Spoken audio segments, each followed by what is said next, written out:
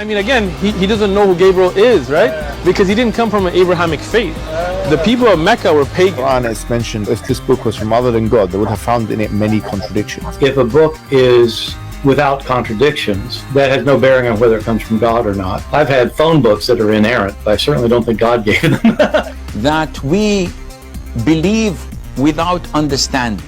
The brother asked a very important question, that most of the scholars say that listening to music, watching movies, and most of the television programs, they're haram. So how can we have fun? Let me tell you, brother, at the outset, that having fun is permitted in Islam as long as the fun is halal fun. That the standard narrative has holes in it. The Prophet tells us because Satan or the devil sleeps over our nostrils. Those who oversleep and not pray Fajr on time, Satan urinates in their ears. I really do think Jesus was crucified and that he really was dead and buried. He thought that he was a son of God in the sense that he was specially chosen by God. I think Jesus really did think he was going to be the Messiah, the future king of Israel. I mean, that is, after all, why they crucified him.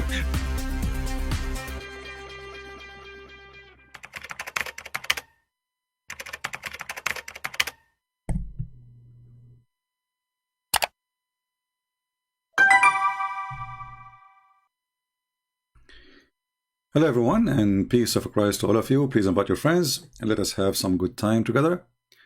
I saw somebody in the chat saying we will do one topic at a time. We always will do one topic at a time, and all of them, they end in one direction. Muhammad is a fraud. And as long we see some Muslims in the chat, I would like to welcome them to join us and call me live on air. And I will be sure to open my Skype so all Muslims can call us. Now, for sure, we welcome those who claim to have knowledge, but sadly, those who claim to have knowledge, they are potatoes and they don't dare to call me. As an example, you will see a Muslim make a respond to me. 1,000 lies, 2,000 lies, 5,000 lies of a Christian prince, but none of those little boys dare to call me for a second and quote one lie for me, because simply they knew that they are no match. So our Skype is open, and if there is any Muhammadan would like to call us, please feel free. There's millions of videos, articles, speeches about the amazing Prophet Muhammad. He is the trustworthy. He is the trustworthy. But how? We don't understand. Muhammad is the most amazing. How? We don't understand. Muhammad is a prophet. How? Nobody understand. You know, when you say even there is somebody is a prophet, shouldn't he have a prophecy and the prophecies come to be true? If you question, if you, this, the Muslims, when they make videos, as an example, the discovery in the Quran. What is discovery? A scientific discovery. In 2 minutes, you will find that this scientific discovery is a fraud. And that is telling us a lot about this religion. Because if this religion is from God, why the followers of this God, they lie about their prophet? It doesn't make sense. See, when you see somebody he is a religious, you assume at least he will be honest when it's come to his religion. You see, all of us, we do sin, all of us, we are sinners, and nobody claimed to be, for us as a Christian at least, nobody claimed to be the good person, because only God is good. And the Bible confirmed that. But Muslims, they worship there is a God, his name is Muhammad, and they fabricated millions of articles. And just to prove what I'm saying is true, I welcome any Muslim or Muhammadan from the religion of the Abdulism, Muhammadanism, to call us right now. My Skype is open, and prove me wrong. As an example, Muhammad was a trustworthy. I have no idea how this person was trustworthy. Even the Muslims, they are their own website, they explain that Muhammad was a caravan rider. He kidnapped women from their husbands, he raped them, He go to his own son wife, he flirt with the wife when the husband is not there, and then he forced the husband to divorce his wife, obviously, so he can have her. And then the Muslims in their books, they write that the Prophet, he have at least 16 privilege. About 9 of them is about his private part. To the point, if the Prophet, his eyes fall into a woman, he like her, her husband must divorce her, so the Prophet can boom boom with her. So how in the world this man is a trustworthy? Now, as you see, I am coming in a time which is not usual. Usually I come either early morning in my time or late at night, mostly early morning. So now not many people here. I hope people will invite more people so we can get more people to join and learn. Do we have any Muslim would like to call? I see in the chat we have somebody, his name is Gaming Tips. That's a good name. Do you know what do you know about gaming tips? Do you like to call us and tell us about gaming tips? Because I believe Islam is a game, and it's a really bad game. As an example, it's one of the games of Muhammad that you can do all kind of adultery, killing, theft, you name it. I mean, all kind of crazy stuff. And then there is a game. You go around the Kaaba.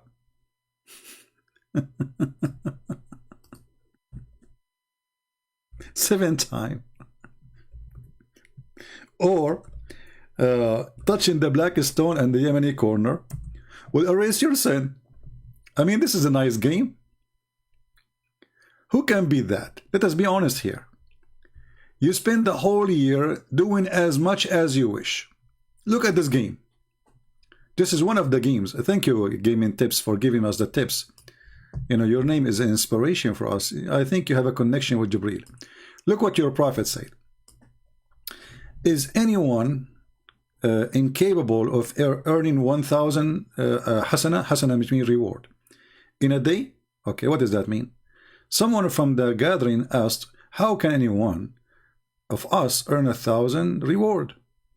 He said, okay, glorify Allah 100 times and 1,000 hasana will be written for you.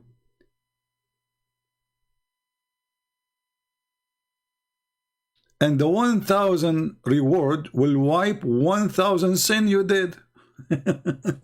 Look how nice the game. So every day you go rape, you go kill, you do steal, you do all the garbage, and then at the end of the day, before you go to bed, say 100 times, praise be to Allah, Subhanallah, Subhanallah, Subhanallah, Subhanallah. Here you see the stupidity of the founder of this cult.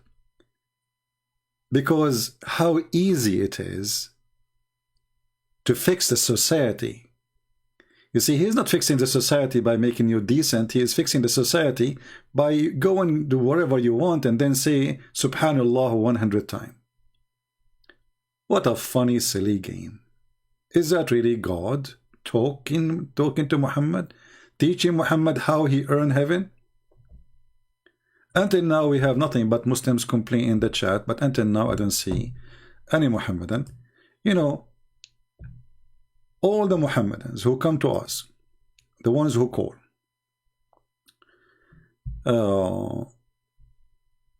they complain, as an example, about Christian Prince. They say Christian Prince is lying. Okay, how Christian Prince is lying? Just to show you the drama of this religion. I will give you an example.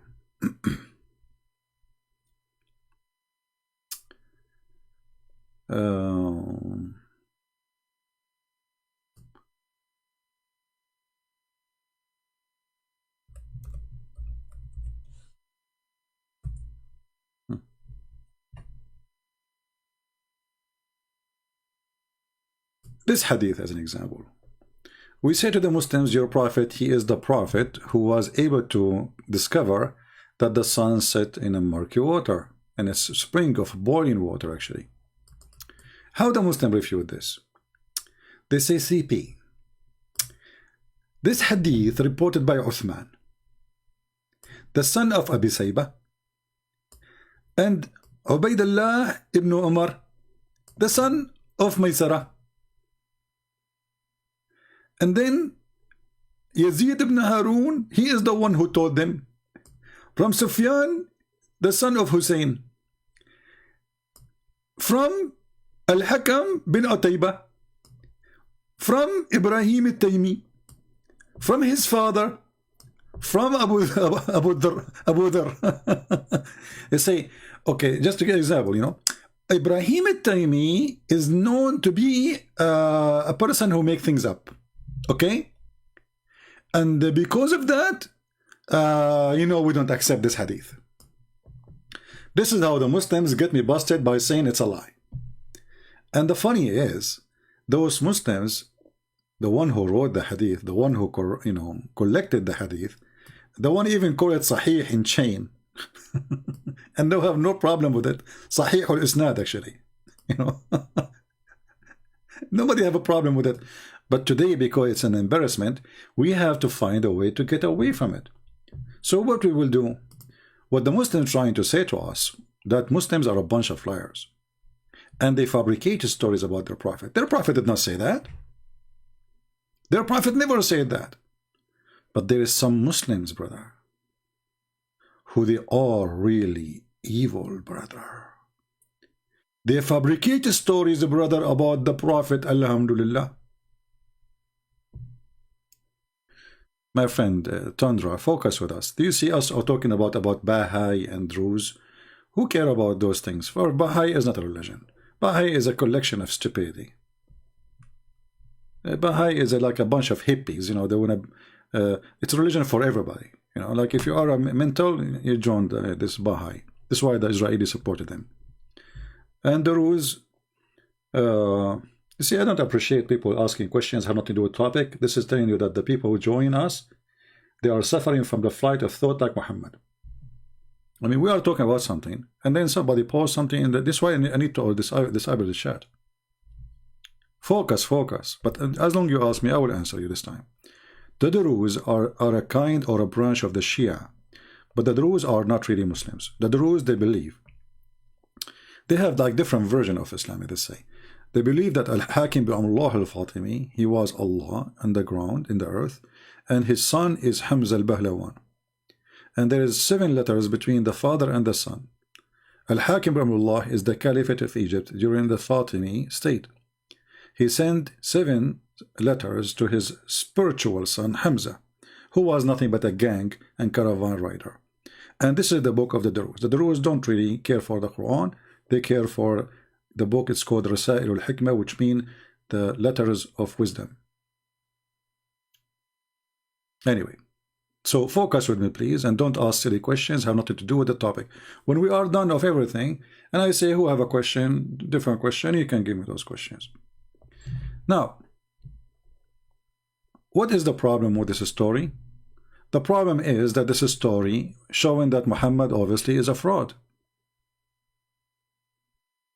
Very simple.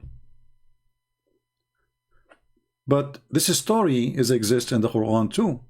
So what we do, when we show the Muslims the Quran saying the same thing, the Muslim, they have to come with different answer. So if we go in the Quran, as an example, chapter 18, verse number 86.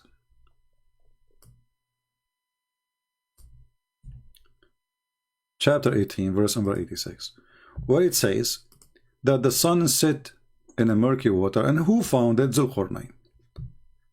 The Muslim here, they start getting their imagination to fix it. They say, this is from the perception of Zulqarnain. It's not Allah who saying that the sun set in murky water. But read with me carefully. Do you see anywhere it says what the Muslim are saying to us? Do you see where it says that this is how it's appeared to him? Did Allah say the word it appeared to Zulqarnain this way? No, this is Allah is talking. This is not Zulqarnain. So this person, he kept going until he found where the sun set. He found it setting in a spring of black muddy. Actually, it's not really, you know, Hamia is, you know, because it's boiling with the mud. So it is muddy and like, you know, you see those what they call it, like if you have a volcano, you will see like a gray water coming, boiling, or very hot. So this is what the water we are talking about. So the one is talking here is not even Zulqarnain. It is Allah. And you will notice here many mistakes in one phrase. Until when he reached the sitting place of the sun. What is that? So obviously the author of the Quran, Aka Muhammad, he is so foolish. Copy from a story written by somebody from Syria about Zulqarnain, fiction story. Zulqarnain is a real person, by the way, but it's not his name, Zulqarnain. This is a silly name from the fiction story. His real name, Alexander the Great. So Alexander the Great, who used to own 2 horns, he conquered the whole world. So the story is making, I mean, the old world, let's say. So the story was written by this Syrian author, the fiction story, speaking about a guy with a 2 horns, did not mention his name. And this person, he went all the way until he found the sitting place of the sun. This is what the Quran is saying. This foolish Muhammad, he copied the story as it is from that fiction story, and he added in his book. You see how stupid Muhammad is? Here you will notice that Muhammad is not trustworthy, because if his God told him that, well, his God is not trustworthy too. If his God did not tell him that, that means Muhammad is not trustworthy too. Because this is simply a false story.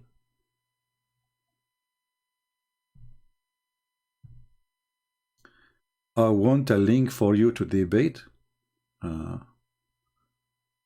He wants a link for me to debate. Let us call this guy.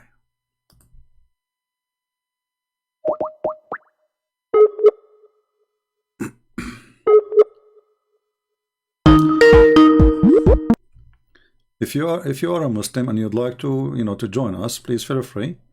We will be happy to have you. I'm muting the ringing until the Abdul he answers, so we don't annoy you with the ringing. Any Muslim, he claimed to have a beard, a sheikh, especially if you claim to be an imam of a mosque or somebody have knowledge. Please feel free and call us and give us the best you have. Obviously, Muslims, they cannot defend their religion, and obviously Islam is a scam. Well, this guy is not answering, so forget about him. If there is any Muslim would like to call us and tell us how Muhammad became a prophet, how in the world a person he claimed to be a prophet, he says such a stupid story, and what the point of this story? What is the point? A bunch of Jews, they come to Muhammad to make fun of him, and obviously Muhammad, he took the trap. He is a fool. They ask him, tell us about Zulqarnain, the prophet of Allah. The guy, the idiot, he spoke to him as if he is a prophet, just because the Jews, they said to him, tell us about him. So the Jews always, they play with this idiot, and Muhammad always fell into their trap. Any Muhammadan? Do we have any brave Muslim would like to call us and tell us how Muhammad is a prophet? How Muhammad is trustworthy? How Muhammad can be listened to? Is Muhammad mentally ill? Well, there is many proofs that Muhammad is mentally ill. And again, the Muslim, they will say to you, you will find a million videos made to refute Christian Prince. And by the way, Christian Prince never respond. so what I'm doing here every day?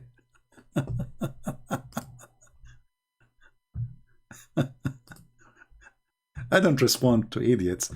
I respond to Islam. Let us see. We are calling this guy. Let's see if he will answer. Hello? Hello, CP.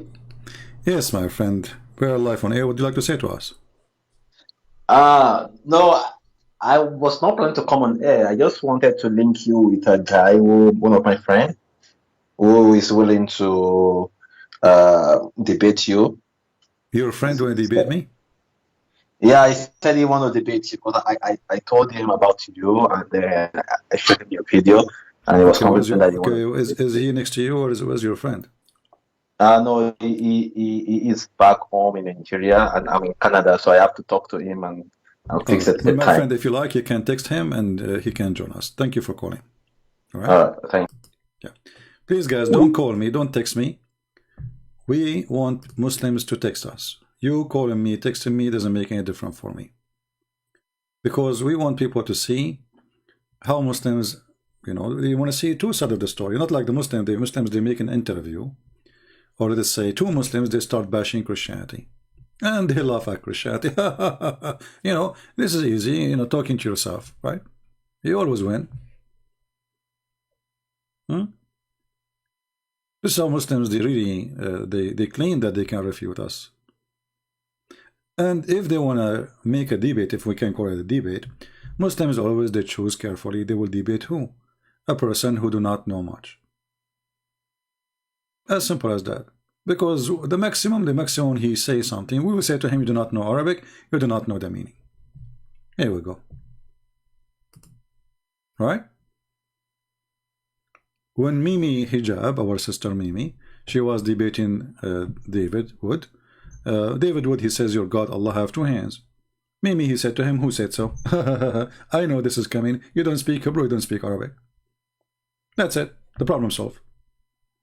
So, Muslims, always they play the game of mockery to avoid the question, and they play the game of you don't speak Arabic to avoid answering to. With me, those things, both of them, they don't work. Because you do mockery, I will whip the floor with your face. You want to speak Arabic? I am an Arab. You want to speak about knowledge? Try me. So who is a Muslim who dare? You see, I'm not David Wood with the blue eyes you can lie to and they don't know what to say to you. This is why no, they don't dare. I mean, all those Muslims, they claim they can refute me. I saw before I start somebody saying EF Dawah. I don't know why they even call themselves F Dawah. That's a good name, F Dawah. They claim they can, you know, okay, give me the Skype, I will call them right now. Give me the F Dawah Skype, let them text me, I will call them right now. They can go on their channel. Fair? Is that fair, guys? So all those kids, like this F Dawah, they said that when the word in the Quran says as-sulb mean the male member. I never heard of somebody saying such a stupid thing, that as-sulb is a male member. They were talking about, you know, I didn't watch their video, but somebody sent me a video of them. It was funny, stupid, like them. So the guy who is supposedly an expert, he says, if you open a dictionary, okay, let us open dictionary. Why you don't open dictionary to people so they can see the dictionary you are talking about, so people will laugh at you?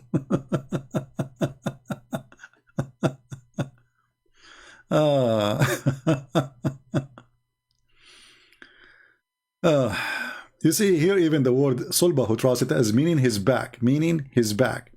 This is sulb, from the back, from the back, from the back, backbone, backbone. You see it in the Abduls of F Dawah.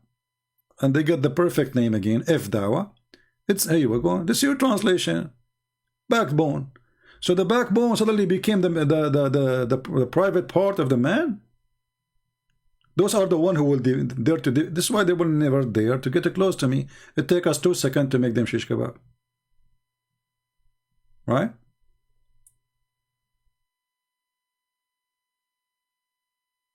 I mean, what is that? They got the name for, you know, they chose the perfect name, If Dawah. What is that? You know, all the Muslims hadith says that the sulb mean the backbone, the backbone, the backbone, the spine, the backbone, the backbone. Look, you know, backbone. Even when they speak about Adam, you know, Read carefully with me here.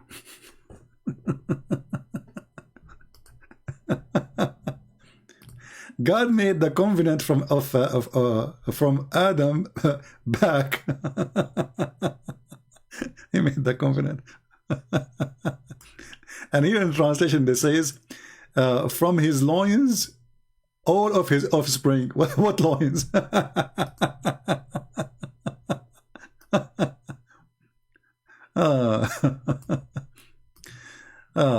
So, you know, Islam is a comedy, and Muslims are like salesmen trying to make Islam look good. You go to a car dealer, he will sell you a piece of trash, and he will do his best to make you believe that this is the best car ever in the world. You know, you need to buy it. This car, if you go now for 5 minutes, you come back, you will not find it. Okay. And if you are a fool, you will believe him. You know, you forgot that he's a car dealer, and then you take it home, and then you find that the car is screwed up, and he will say to you, well, sorry, sir, did you see the policy you sign, you know, when you sign the paper? So this is your prophet explaining the backbone, but the Muslim, they say this is not the backbone. It is the private part, brother. And why they are saying this is not the backbone? Because simply, it's embarrassment. Muhammad, you know, he claimed that this has been taught by his God. So how the sperm of the man is coming from the backbone, and the sperm of the women is coming from the ribs? And since the women, they have a sperm anyway. Stupidity. Yeah. What you can say. What you can say. Until now, we have 0 Abdul. I noticed that before I go live, we have many Abduls in the chat. After I go live, it's not the same. Even the chat is dry from the Muslims. Huh? Any Abdul?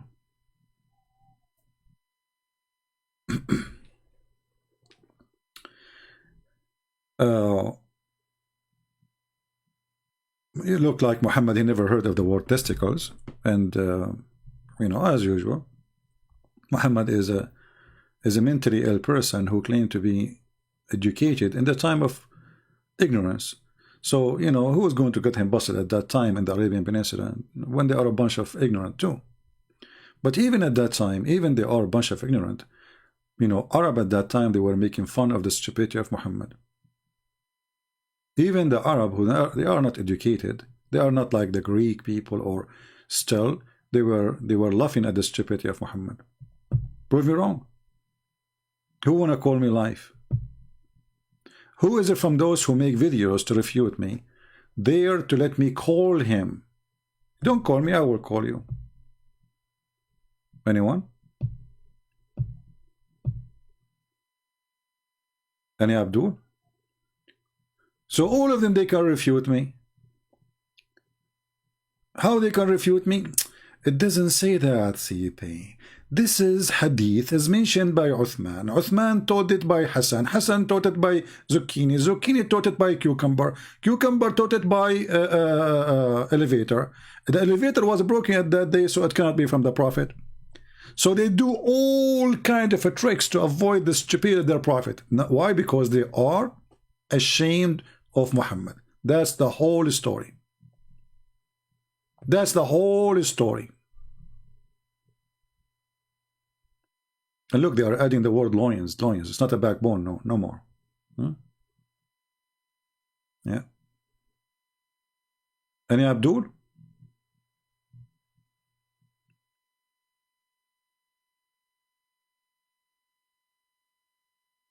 Anyone?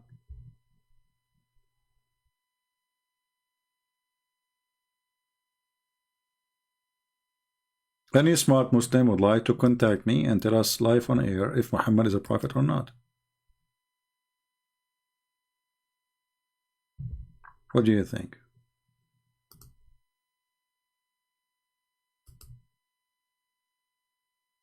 Anyone?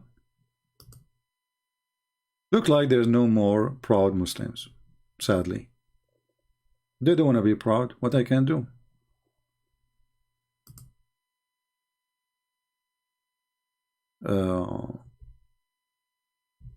How many times I said people don't text me, and people they keep texting me. Especially if you are a female, go and text a female like you. Do we have any Abdul?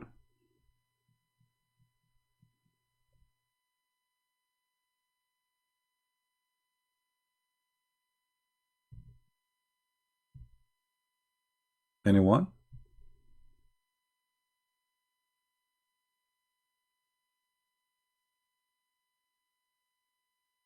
Can you have one?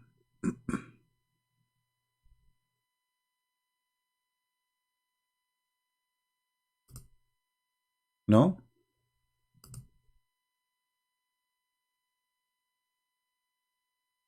Okay, any quarter Muslim?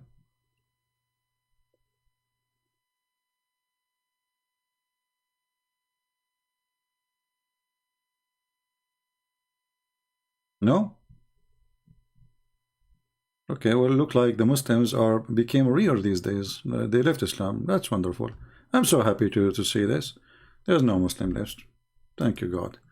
You know, Muslims, they've been saved, and now they are joining Christianity, and they are not proud about their prophet no more. So all those videos in YouTube are a scam. This is the truth. You know? The trustworthy prophet, the amazing prophet, the intelligent prophet. Just to show you how intelligent Muhammad is. Just an example.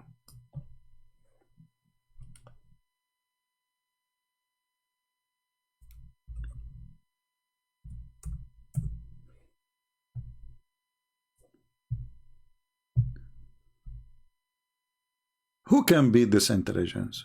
Nobody. According to the smartest prophet ever in earth, that if you have orgasm first, the baby will be a boy and will look like you. If the women have orgasm first, the baby will be a girl, will look like her. Who can beat that? To be honest with you, nobody. Come on. We have a person, his name is Wasim Ali, and he is calling me coward princess. Well, Wasim, what about you give me your Skype and let us see who is the coward? Is that fair, guys? As long you see, we allow even Muslims to post comment calling me names. If you go to Muslim page, if you insult the one who is running the program, he will block you right away, and he will say not only he will not let you talk, he will hide your text. So why you don't call me? Let us see who is the princess and the coward. What say you? Are you a man enough to call me? What do you think, people? Wasim Ali sound like an Arabic name, so he speak Arabic perfect. So that will help him to get me busted if I'm lying.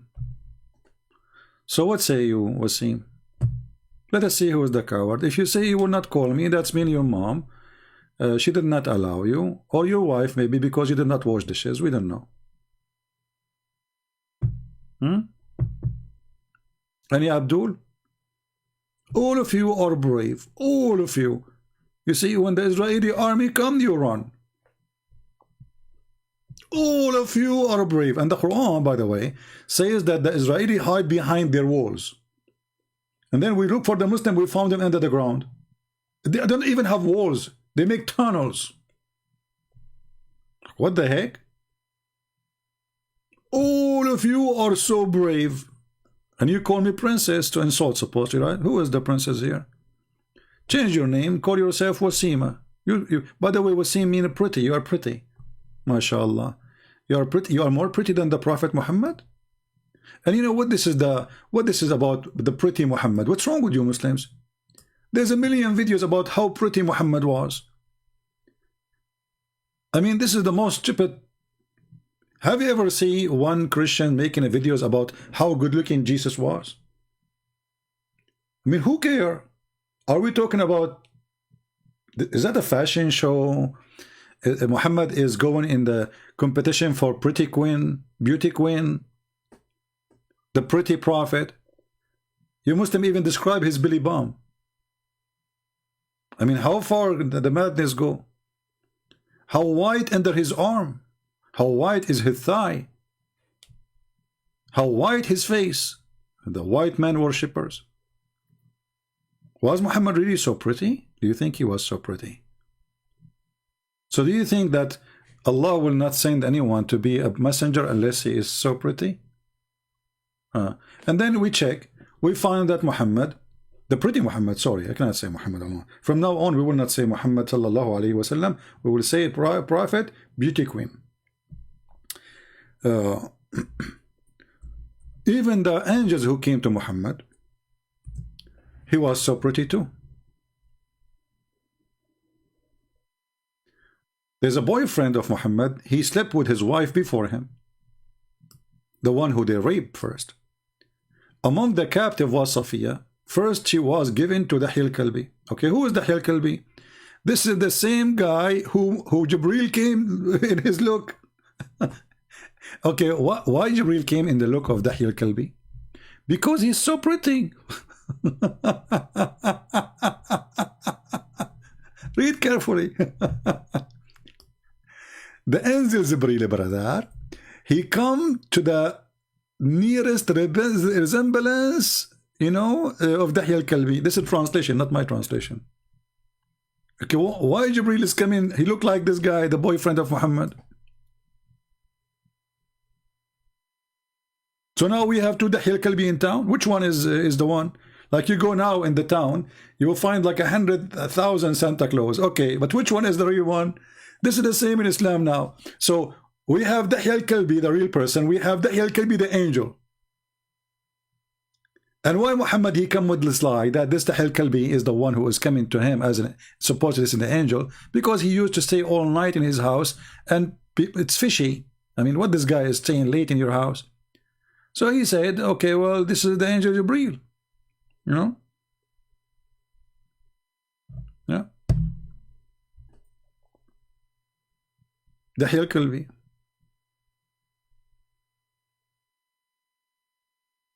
Do we have any person can call us and tell us something good about the pretty prophet? You know, when the Muslim they make videos about the description of Prophet Muhammad, and then there's a background music like, and the guy he says, I look at the prophet, I look at the moon, I look at the prophet, I look at the moon, I look at the prophet, I look at the moon. Come tomorrow, you know. I look at the prophet, I look at the moon, I look like, what the heck? All of this to describe the prophet, how pretty he is. Okay, he is more pretty than the moon. And by the way, is the moon pretty anyway? I mean, what do you mean? I look at the prophet. Because he's white. They are white man worshippers. Do we have any Abdul? He have anything to say to us about his religion? Look, all these stories in front of me. I mean, I cannot find even a decent story to tell you.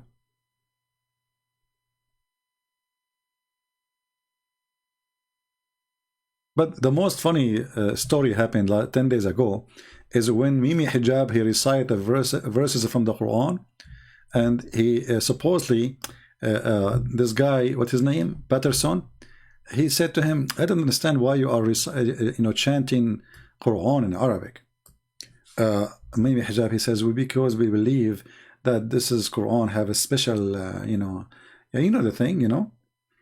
The coward Mimi Hijab, he did not tell him that the same chapter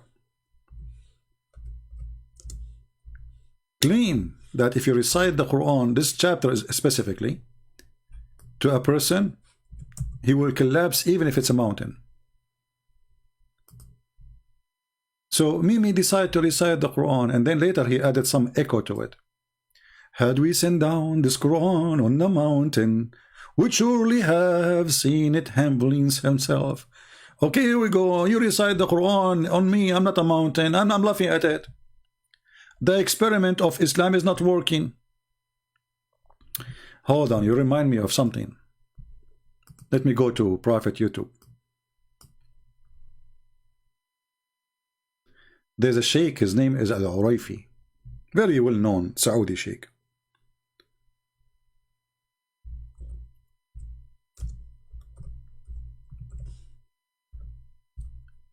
This guy, they invited him, I think it was to France.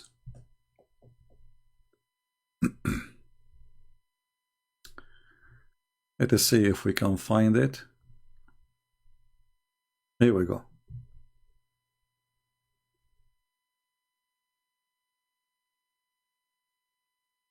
Let us see if this is the one. So this guy, this sheikh,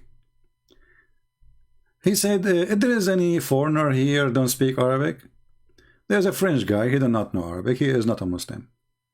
So they want to prove to people that when you recite the Quran, by nature you will choose the real Quran, you know, because the Quran is amazing.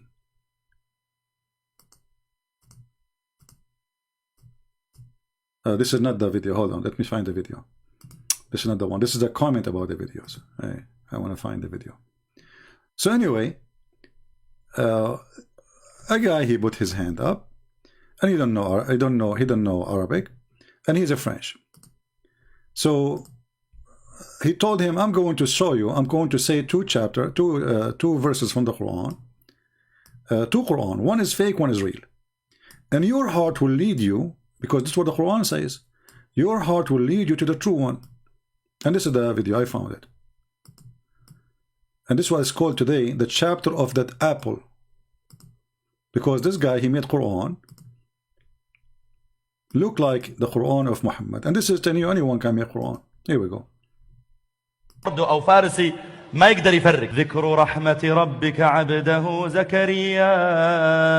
هذه الجملة الأولى وجلسنا معك وأنسنا لك. طيب هذه الجملة الثانية قل له هل شعر بفرق بين.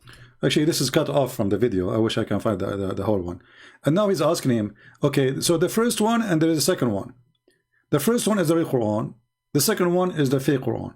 But he did not tell him which one. He said, which one you think your heart make you fail into, the first one or the second one? Guess what he chose? بين الكلامين. La deuxième, الجملة الثانية. He chose the false Quran.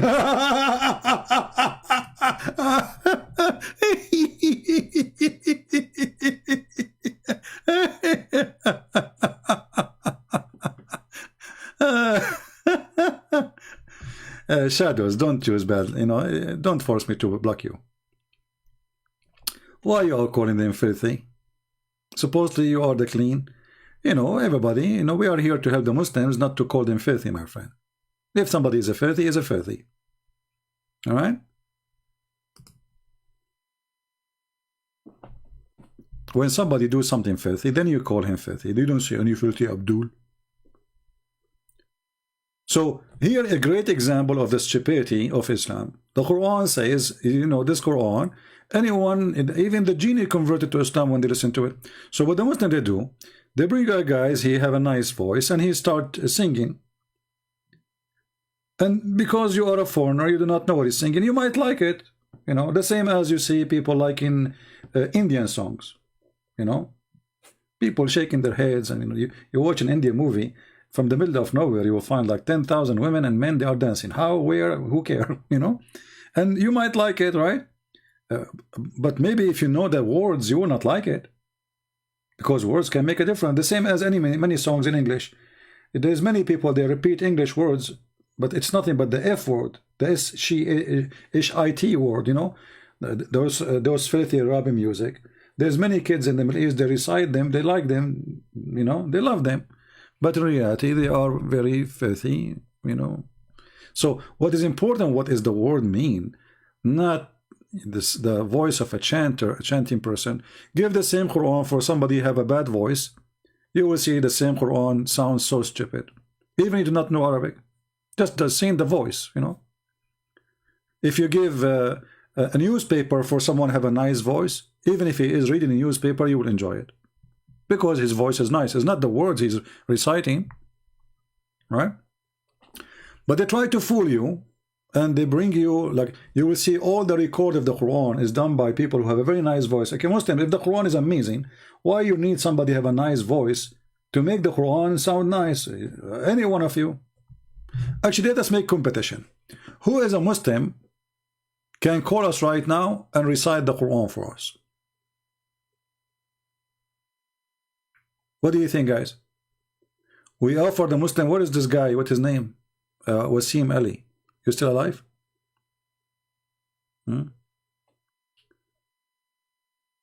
Somebody, his name is a proud Saudi. He's saying, why you think Britain, Netherlands? Well, you know, my friend, proud Saudi. I like your name, actually.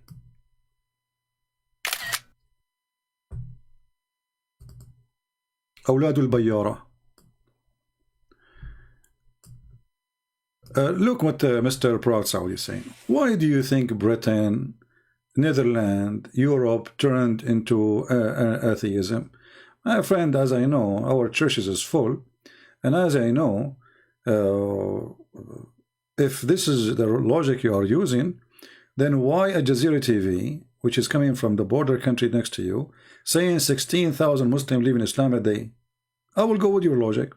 So if Christianity is fake, and this is the reason, well, that means Islam is fake. Even your prophet said that Islam is start as a small religion, will end as a small religion. So I will use your logic. If the religion is fake, people will leave from it, correct? The day Muhammad he died, tens of thousands of Muslims left Islam. Is that correct?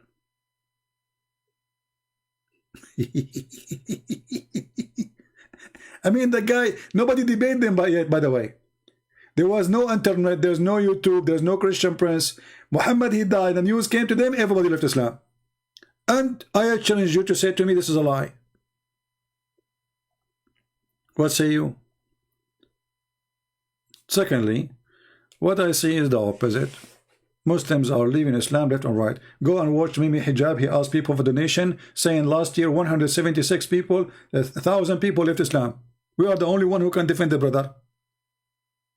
So they are asking for donation to defend Islam, and people in Europe, they became atheist. Yeah. You can make a wish.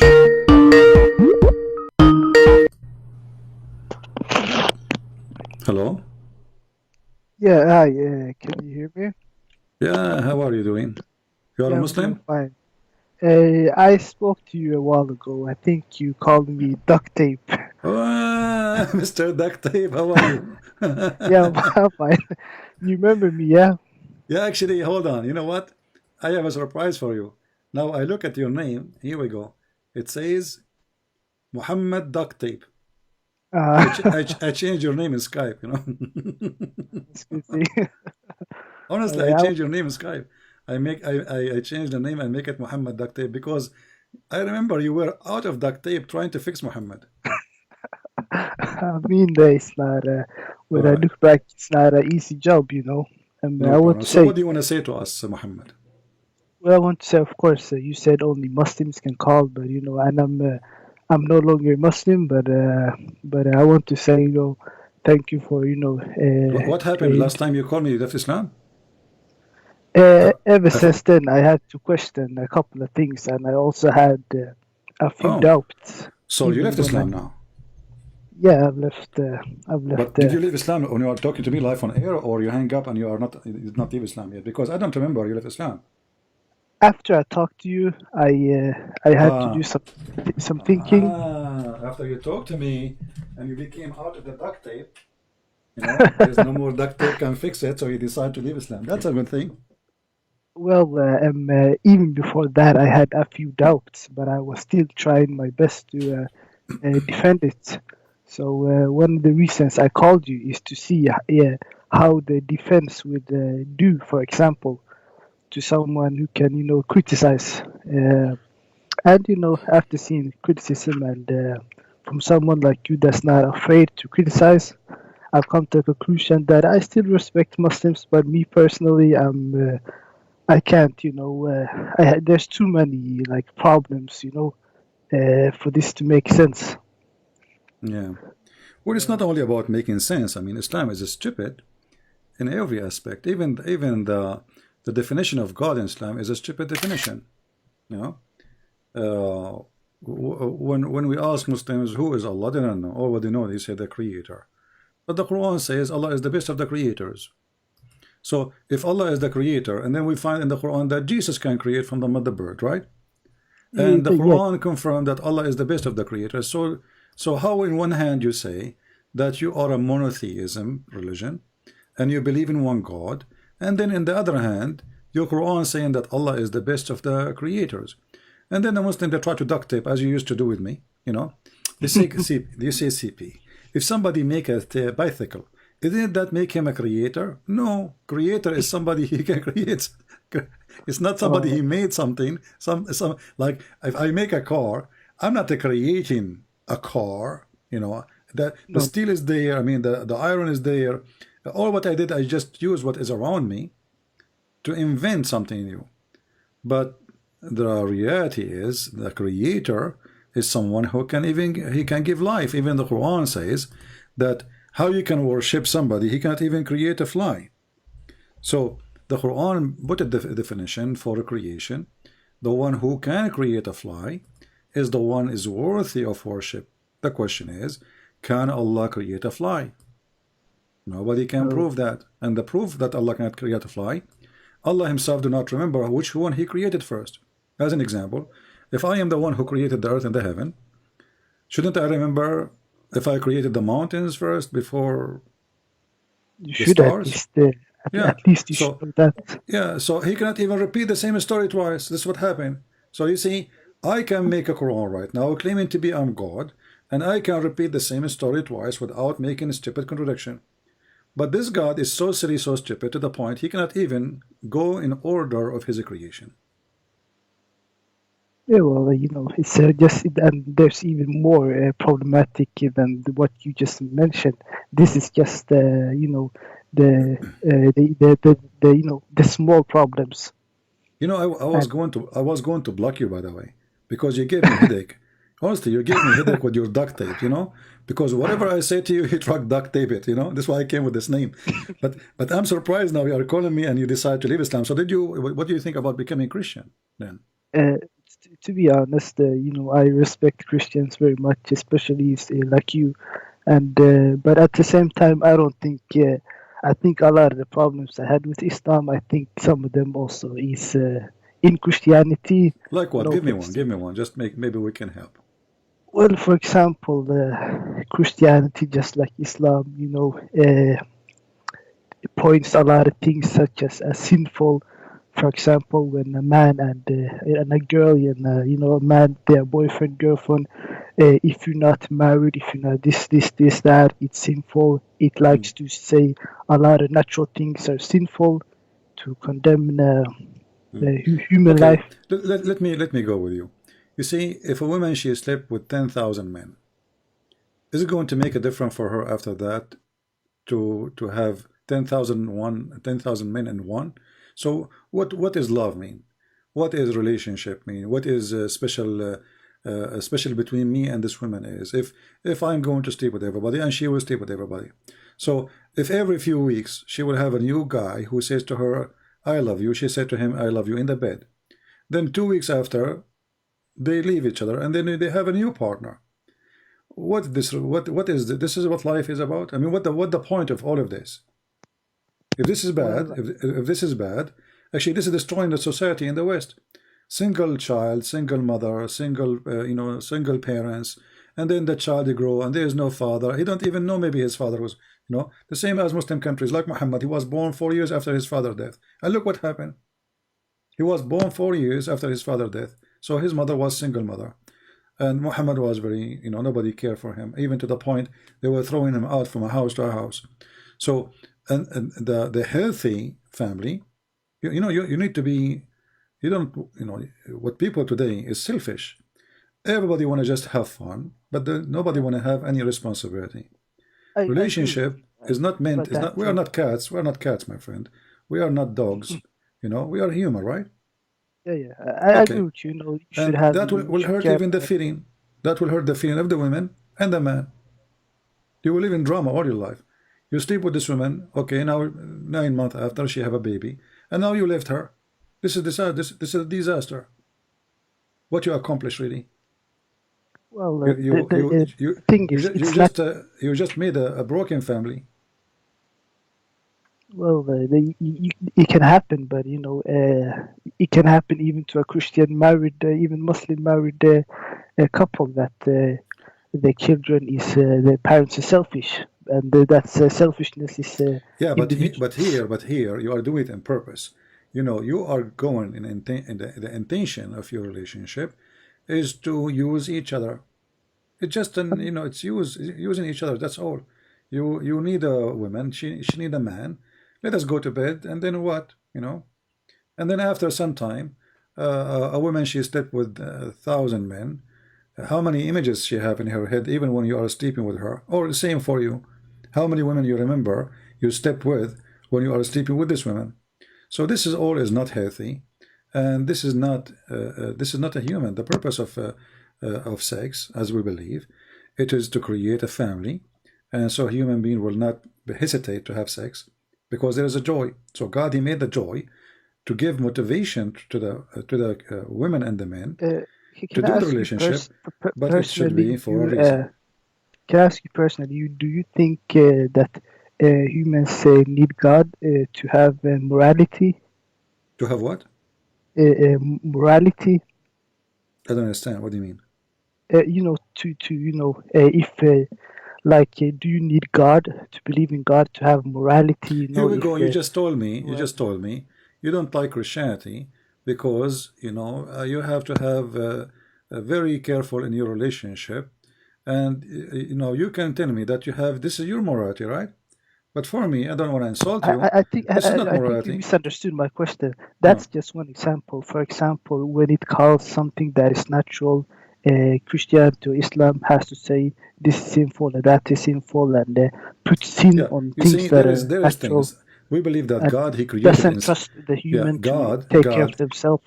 Yeah, when God He created you, He put inside you, let us say, a basic knowledge. As an example, all of us we get disgusted when we see blood, right? Yeah, that's not. It's not a friendly view to see it. So you do not need. Let us say you are a person who don't join any religion. You do not even have a language. You are from the cave time. But when you see a human being even slaughtered in front of you, this is not a pleasant something to see, right?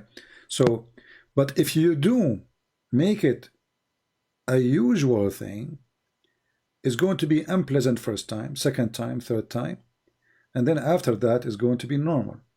So God created us with how to know what is pleasant and what is not. And then what we do, we kill what God gave us, and we keep going in our deception.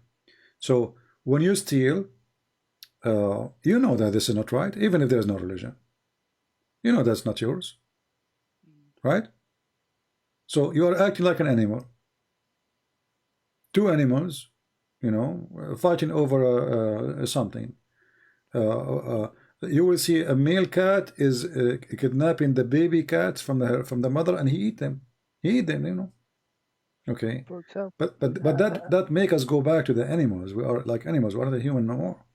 So God He gave you a kind of moral. You are born with it, but not religion.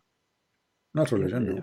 For example, when I was Muslim, used to say, hey, if you are not using your time, your valuable time to pray 5 times a day, then you are doing something sinful. You're not allowed to just mind your business and do work. Well, this is the stupid Islam. For us, prayer is Christianity doesn't do it exactly. It's not as bad, But at the same time, Christianity says, you are sinful because Adam, and How and Eve, and No. It says you're sinful just because you exist. You didn't do anything. No. You got it wrong. When we say because of Adam we are out of heaven, doesn't mean that Adam is the one who did sin, I did nothing.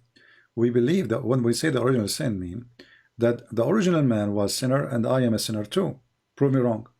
If there's anyone who did not do something bad, correct? Well, doesn't matter if you have religion or not. All of us we do bad, right? Yeah, but let's say a baby that gets born here instead of a baby in Christianity, a baby Jesus, he said, if you do not become the same as those little ones, you will not enter the kingdom of my Father. So the babies are granted to go to heaven because they commit no sin. But but for us, adult, when we talk about original sin, we don't put the blame on Adam. This is a false understanding of Christianity. But we say that Adam was the first and I am the second. That's all. He was my grandfather, but I am no better than Adam. So we don't blame what does Adam. the original sin mean? Huh? The original sin. Then what is this concept? This is the original sin. Original sin that Adam, because of Adam, we out of heaven, but you are no better than Adam. We follow. Okay. Yeah, we follow Adam's steps in being sinners. So the original sin doesn't mean we are blaming Adam for all the sin we have. We are blaming Adam for the first sin, and the rest of the sin is ours.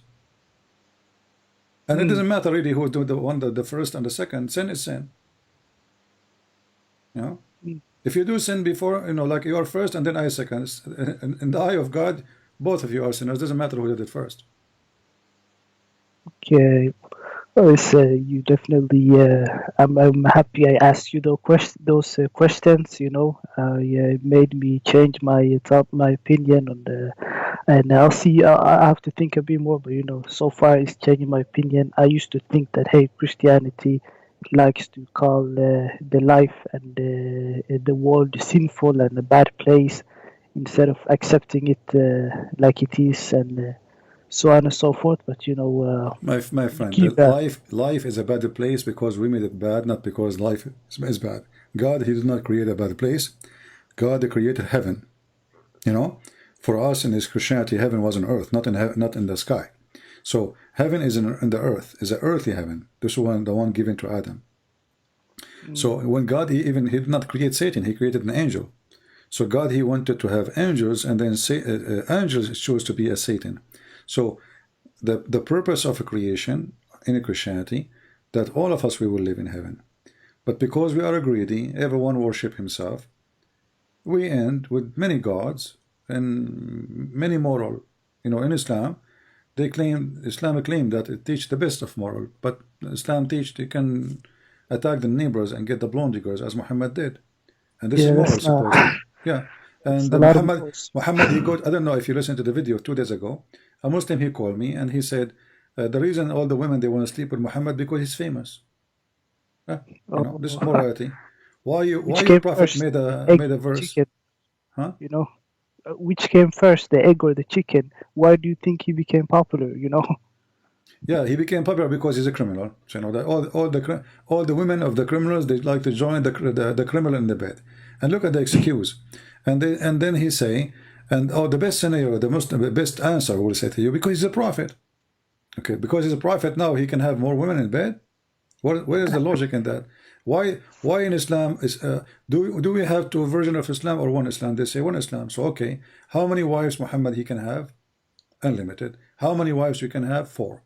So how come isn't he a Muslim? They say, oh no, because he's a prophet. That's very convenient for Muhammad, don't you? Yeah. Don't you think? So, yeah. So my friend, if you have any question about Christianity, I will be happy to help you, and I invite you to accept the Messiah as your Lord and Savior, because trust me, all what people they can give you, you know, in this world, will not take you to any place of rest. All of those things we mentioned, it is not going to bring rest. You will find that most people who they are disturbed in their life is those who don't follow let us say a good belief. A belief can bring them comfort, not a belief bring hate to their heart. So we Christians, when we pray to Muslims. Muslims, they curse us, we pray for them. Hindus are upset from us, we pray for them. The Jewish are upset from us, we pray for them. The Lord himself in the Messiah in the cross, he says, Father, forgive them, they do not know what they are doing. So the Messiah, my friend, bring you comfort in your life. What I can see, for example, is when you look at Jesus and you compare Jesus to Muhammad. Jesus didn't fight wars. He didn't have 11 wives. He didn't do all of these crazy things. So I can say Christianity that, you know, Jesus is definitely a good guy, but Muhammad, he is not someone that has the morals. Yeah, but forget about Muhammad now. You know, you are not a Muslim no more. You know, the duct tape age is over. I'm not going to duct tape Jesus for you, right? Because Jesus, you do not need me to duct tape like Muhammad. So You could say that. we have the Messiah is an amazing person. Love your enemy, bless those who curse you. Who can go that far? Love your enemy 2,000 years ago. Today, who dare even to say this word? I mean, imagine you have a president in the United Nations saying, love your enemy. People will say, well, this guy is crazy. What are you talking about? Imagine Putin and Joe Biden, you know, he might forget his name at that time. They go in a speech and they say, love your enemy. Okay, that will not work in this. Why they will not work? Because people, they are full of greed. People seeking power.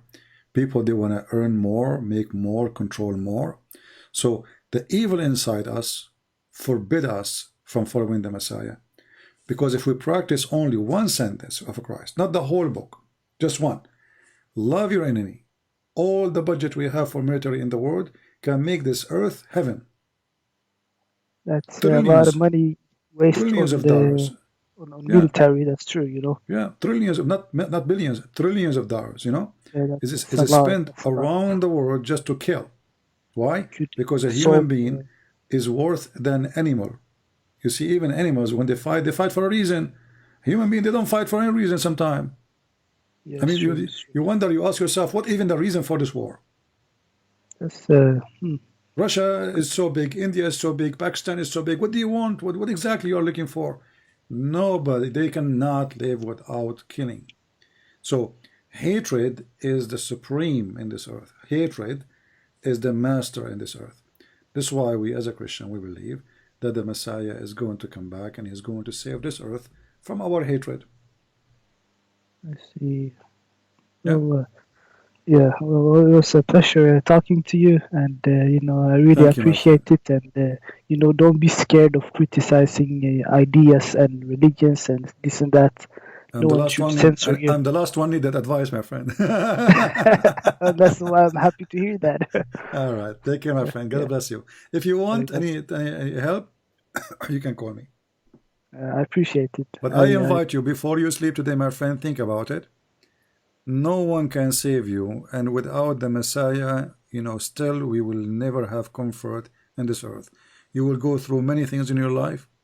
You will feel that the life will direct you just in temptation, but there's no purpose.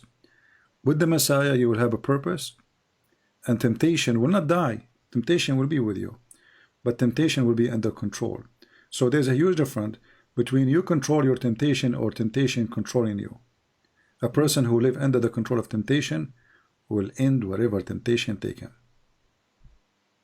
I can tell you that, you know, being an atheist, it's and you know, believing that there's no God, you know, it feels like almost a bit lonely sometimes. You know, it's like it feels almost purposeless. I don't know if I have to get used to it, but there's something to be said about that, I can say. Well, I hope soon you will manage to rethink it again, and you will call me and you tell me that if you have a question, I will answer you, and I hope soon you will accept the Messiah as your Lord, as Savior. And I'm so happy for you anyway that you decide to leave Islam. But remember, for me as a Christian, you are not saved yet, because still you are just going with the current. Wherever the current take you, we will go. You know, because you are submissive to life, not to a purpose in your life. There is no purpose. You are just living, you know, enjoying things, food, sex, etc. But real purpose, you don't have it. And life without real purpose, it goes so fast and it dies so fast. And nobody will remember you after that. All right? I will think about it. A lot of give you something to think about at least. So yeah, thank you. All right.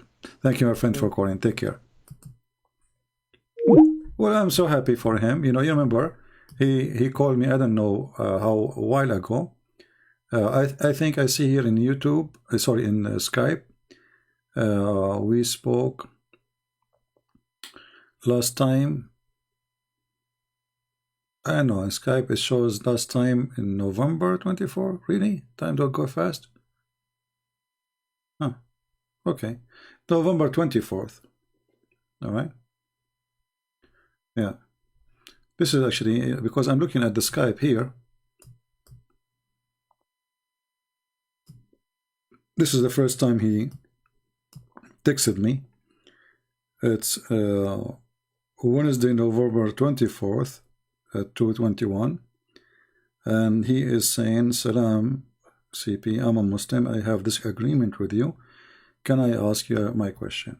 Yeah. So the duct tape conversation happened at that time. Time go fast. We're happy for him that he decided to leave Islam.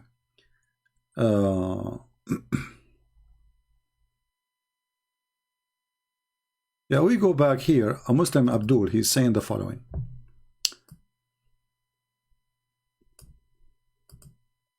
How can you write that the moon split is nth scientific while Jesus turned water into a wine? I mean, this is really very, you're a genius, my friend. You know what? I don't think you're born after 9 months. I think your mother, she cooked you in the microwave. Look at the compare. How you can write that the moon split is unscientific? First of all, we don't say it is scientific or not. Who cares if it's scientific or not? The stupid Quran did not even say who split the moon. Secondly, if the moon is split, why is it split no more? Did Allah glue it again?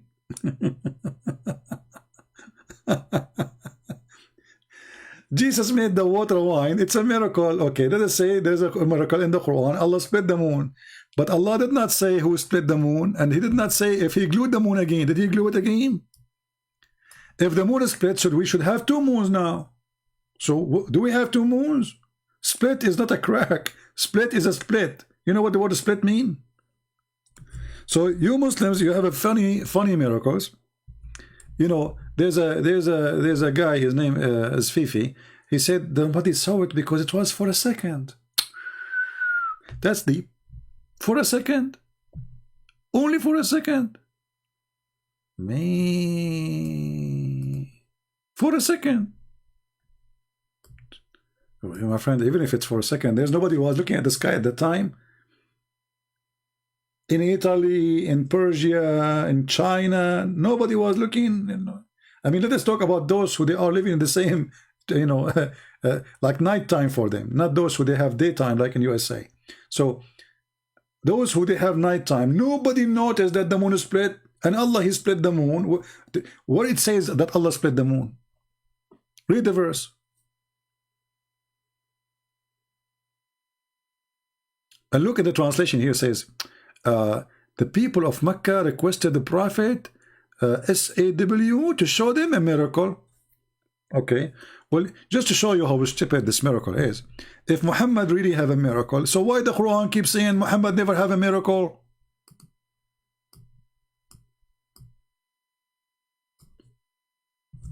Do you see the stupidity? If Muhammad, he had a miracle splitting the moon. This is a chapter 13, and it's mentioned twice in chapter 13, verse number 7. And chapter 13, by the way, is at the end of the Quran. Chapter 13 is at the end of the Quran. If we go, let us go a little bit, open Prophet Google. And we will look for Quran according to Revelation, Muslim website. According to Revelation. Yeah, because Muslims, they agree that the Muslim, they changed the revelation order. And the funny, they claim that the Quran never been changed. But all of us, we knew that the Muslim claim that the first time Quran came to Muhammad is where the angel, he said to him, read. But that is at the end of the Quran now. You see, chapter 96, it was number 1. And the Muslim, they say, we never changed the Quran. Brother, we never changed the Quran, brother. Like Turkey, you know? Brother, never changed the Quran. Like, look at it. The chapter of read, Al-Alaq, it is 96. Today, it was number 1 in the Quran in time of Muhammad. So who is the one who changed it? They said to you, the Prophet, he told us to put it in order. Show me the hadith. Go ahead. And if Muhammad is God, he told him, this is the Quran. Should Muhammad change it? Did Allah make a mistake by making it number 1? So let us go and look for chapter number 13, shall we? Okay. Let us look for 13. Oh boy. Look at this. Chapter 13, it is number 96 in the according to Revelation. So Muhammad is almost dead. And yet Muhammad do not have any miracle. What about the chapter of the moon? The one where it says that the moon is split. Let us go back to the moon chapter.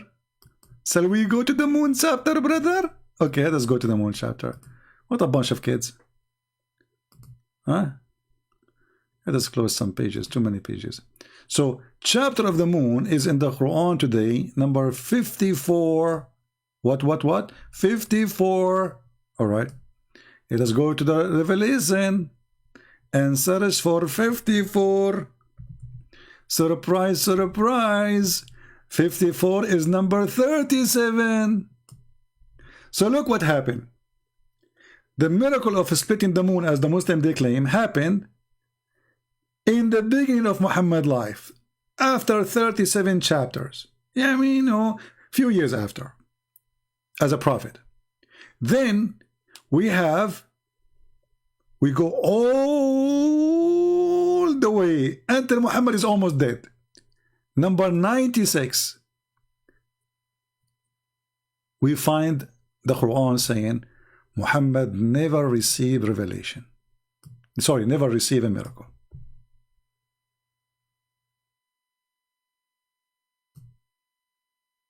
Do you see it? Muhammad should say to them, don't you see the moon? I split the moon for you. So Muhammad now is almost dead, and he have no miracle. He left as a dummy, never come back as a, when the Chinese say he left as a donkey, never come back as a horse, they were talking about Muhammad. Nobody else. Who is next? See, Muslim, this is why they don't dare to call me.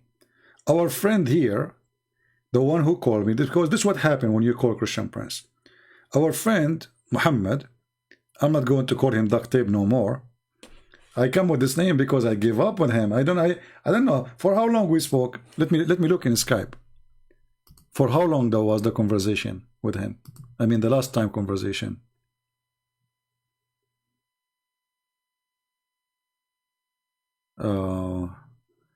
Yeah, I don't have, it doesn't show really for how long it should show. But anyway, whatever I give him, he put a duct tape, maybe and maybe and maybe it doesn't mean that, and maybe it's so I don't know, 1 hour 20 minutes, I'm not sure. If I remember, I can remind me. I lost my voice showing him, and he was trying his best to duct tape Muhammad. This is why I said, well, you are, what you are doing now, you are just doing duct tape. You call me, and you are a Muslim. There's one of two things will happen. Either you will leave Islam, or the Muslims who listen to you will leave Islam. Try me. Right? And if we say that Muhammad wasn't Abrahamic, the Muslim, they will say, liar, liar. Muhammad, you do not know what even Abraham mean. He liar, liar. Okay, Muhammad was a pagan, and the Arab were pagan like him. Liar. Let us respond to Christian Prince. Well, he wasn't Abrahamic for sure, and he's a scam.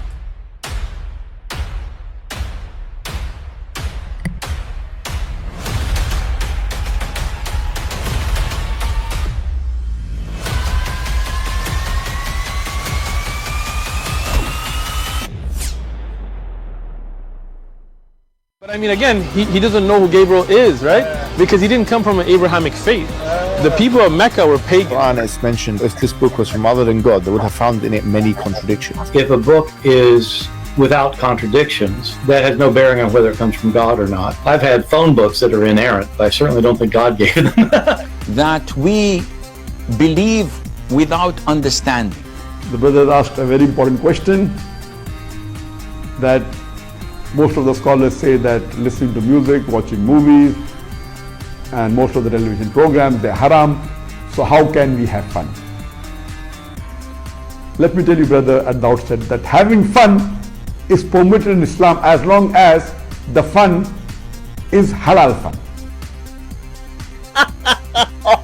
That the standard narrative has holes in it. The Prophet tells us because Satan or the devil sleeps over our nostrils. Those who oversleep and not pray Fajr on time, Satan urinates in their ears. I really do think Jesus was crucified and that he really was dead and buried. He thought that he was a son of God in the sense that he was specially chosen by God. I think Jesus really did think he was going to be the Messiah, the future king of Israel. I mean, that is, after all, why they crucified him.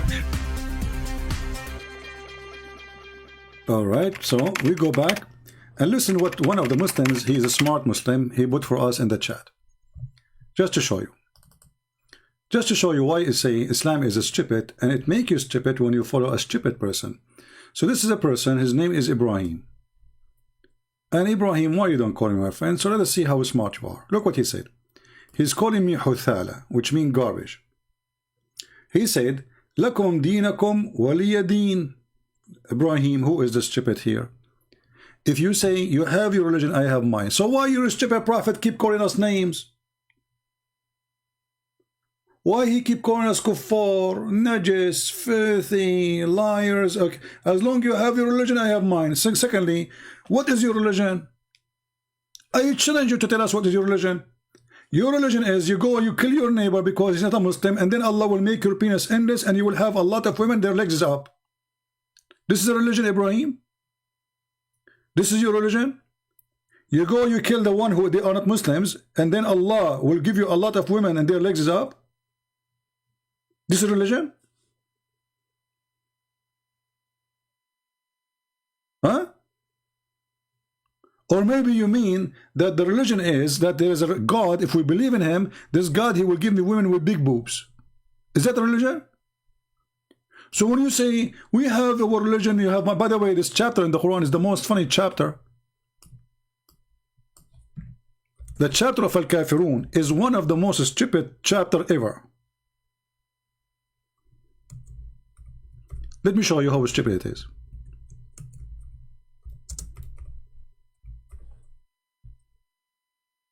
Cry, cry, cry, my friend. Cry. You cannot answer us. That's why you cry. Potato. Just to show you the chapter he is quoting to us from. This is a God talking. Look at this chapter. This way he is quoting for us. Say, O Muhammad. Look here, by the way. All what the verse says, قُلْ يَا أَيُّهَا الْكَافِرُونَ. The translation of making all of this. All of this is this sentence. What happened? All of this in English is to translate 3 words. They are literally 3 words. So all of this to translate 3 words. That's deep. We changed the stupid translation. This is Hilali and Khan. Let us go to Yusuf Ali. Other donkey. Look what happened. Man, I think the Clorox ate it. Don't use the Clorox with the Quran. The goat ate it. Okay. Oh, you kuffar. Okay. Reject faith translation. Kuffar reject faith. No, kuffar is not reject faith. Kuffar is the one who hide the truth. And then, or oppose it. I worship not what you worship. Like, what the heck? And then, no, you will worship what I worship. What? And then I will not worship what you which will worship and what you worship. Like, what? And then, no, I will worship what you worship, what you worship. Like, what the heck? And then, you have your religion, I have mine. What a donkey. And guess what happened? All, Muhammad, he just said, nor you will worship what I worship. Do you know that all of them later became Muslims? Do you know that the one Muhammad was talking to, the tribes of Al-Quraysh, they became all of them Muslims later? He just told them, none of you will worship my God. So the verse you are quoting for me, proving that Muhammad is a certified idiot.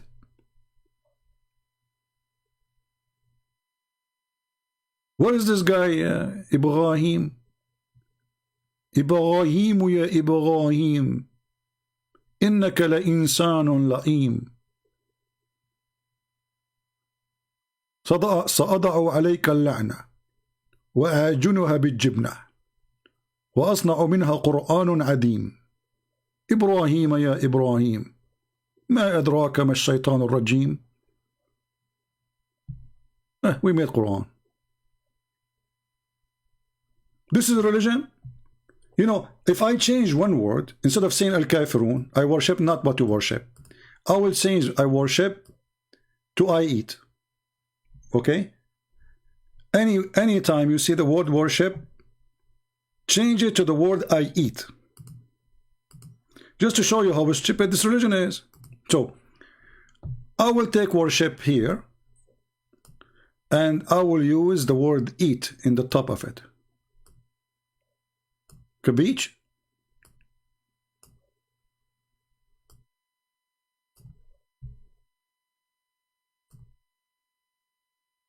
Here we go. Now we have a new Quran. Let us type the word eat.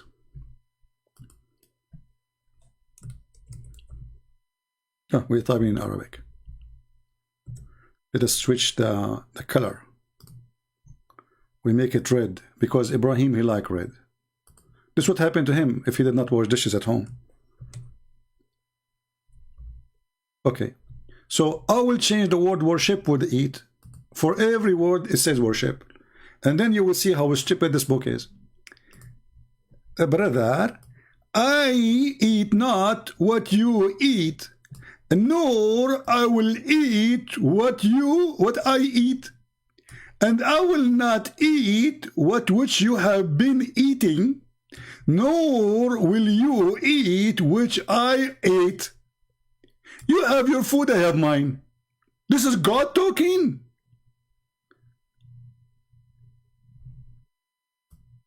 This is God. You know what? This is heavy. This is literally written by someone is supreme genius. I mean, take a lot of time. I eat not what you eat, and you will not eat what I eat, and I will not do eat what you eat, because you will not eat what I eat, because I will not eat not what you eat, but you will never eat what you eat, because you will not eat my eat, and I will never eat what I eat, because you have your food, I have mine. Thank you. That's deep. That is philosophy. That's where philosophy is coming from. Philosophy. This is not, this is philosophy of I worship not what you worship, and you will worship what to worship, and I will worship what you worship, I will worship. My friend, your God, Muhammad, was watching Star Wars, so he started with worship. This is the verse you are quoting for me. Ibrahim, call me so we can laugh. And by the way, as you see, all of those he said to them, you will not worship what I worship, neither you will worship what I worship. All of them, they became Muslim, which is this chapter proving Muhammad to be a false prophet. Because he confirmed that they will never worship what he worship. Do you see why I say stupidity is amazing? No, Ibrahim is not missing. His wife, she forced him to go to the laundry room. She said to him, do you see, honey, what happened? Do you see, I told you, don't sit alone in front of the computer. Why you come to Christian Prince alone? You cannot. Honey, I posted 2 words and he made a story of it. Because he's a Christian Prince, don't you know? Don't do that. Actually, this is the reason you cannot have kids from me. Because simply, it's not functioning like your prophet. Hey, by the way, Muslims, how many descendants Muhammad he have? I look in YouTube, he has millions, man. The king of Morocco claimed to be descendant. The king of Jordan claimed to be descendant. Saddam Hussein claimed to be descendant. Al-Qadhafi claimed to be descendant. George Bush claimed to be descendant. I mean, everybody claimed to be descendant of Muhammad.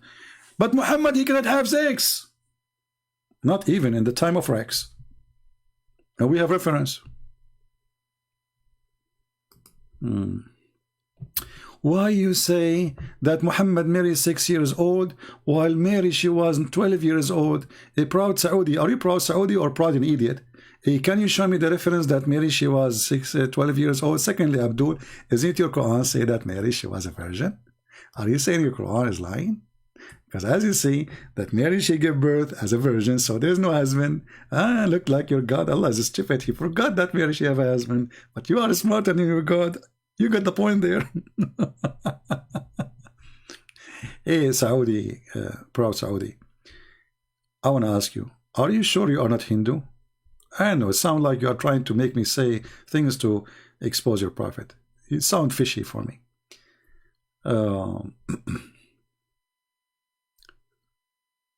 Do we have any Abdul?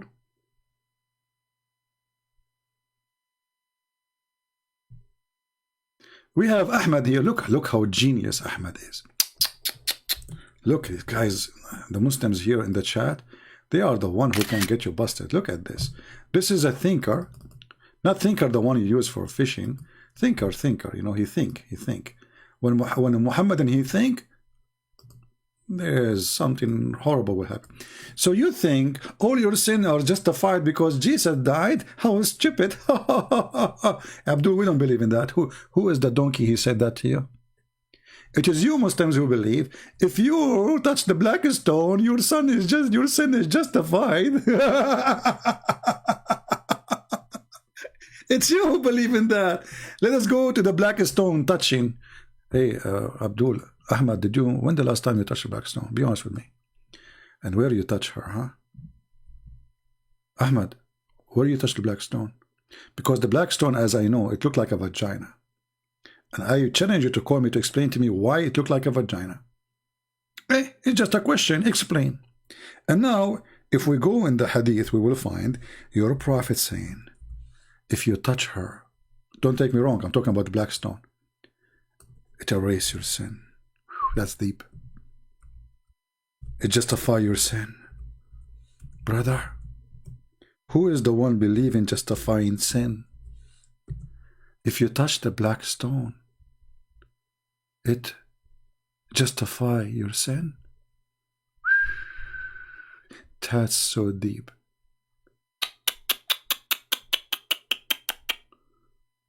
Look at this. Brother Ahmed, do you think I should go to the Kaaba and touch her? I mean the black stone? Is that why you make her wear burqa? Here we go, I just showed you. Look, Ahmed, Ahmed is making challenge. I mean, that's it. When Muhammad made a challenge, that's it. You're in trouble, brother. Ahmed, do you like to call me and you can read for us, Ahmed? Go ahead. Go ahead. Go ahead and show us where the black stone justifies sin. I got you busted, Christian Prince. You cannot show us. Hey, Abdul, it's here. Are you satisfied or you are set and fied? Read it. You touch the black stone, it justifies your sin. Your sin is whipped. That's deep. So Ahmed, me and you, brother, we are going to go to the Kaaba tomorrow. And we are going to touch her. You touch her first, and I touch her second. Or you know what? I will touch her first. Because what if the eraser is not working if you touch her after me? I want to be sure my sin is erased first. Are you there? Who want to go with me and touch her first? I mean the black stone, which is in the shape of a vagina, alhamdulillah. Ahmed, is that your prophet saying so? Now they will say to you, this hadith is da'if. It's not da'if. And even da'if is accepted, by the way. There's two corners in the Kaaba. If you touch them, brother, it erases your sin. Not even justify it. Erase them. It's gone. It's like a shampoo. Do we have any smart Abdul here? You know what? I know I'm asking for much when I say smart Abduls. I take it back. It's like mission impossible. I mean, how in the world I say such a sentence? The Muslim, they might even be offended by saying smart Abdul. Smart and Abdul. And the guy was talking about us being stupid. Why? Because he said that if Jesus died for me, justify my sin. Nowhere in Christianity it says that. You are a liar. This is new religion.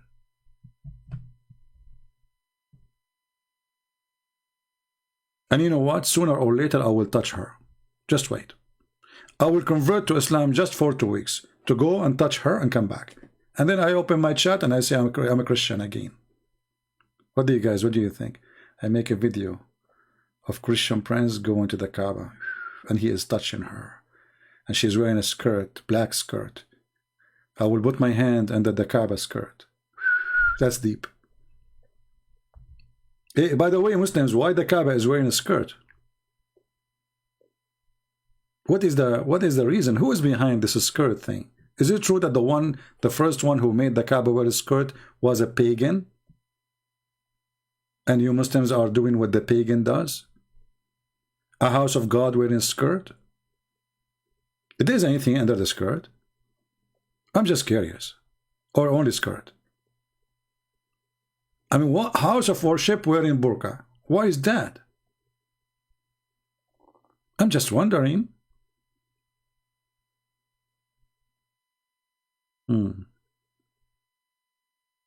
Look at them. And now after I hang up, they will say to you, this guy cannot refute this guy, and he cannot refute that guy, but none of your guys dare to call me. And the one who called me will leave Islam. Here we go. Ask Mr. Muhammad, who used to be duct tape. He is not duct tape no more. Okay, we have a Muslim maybe trying to call. Let us see.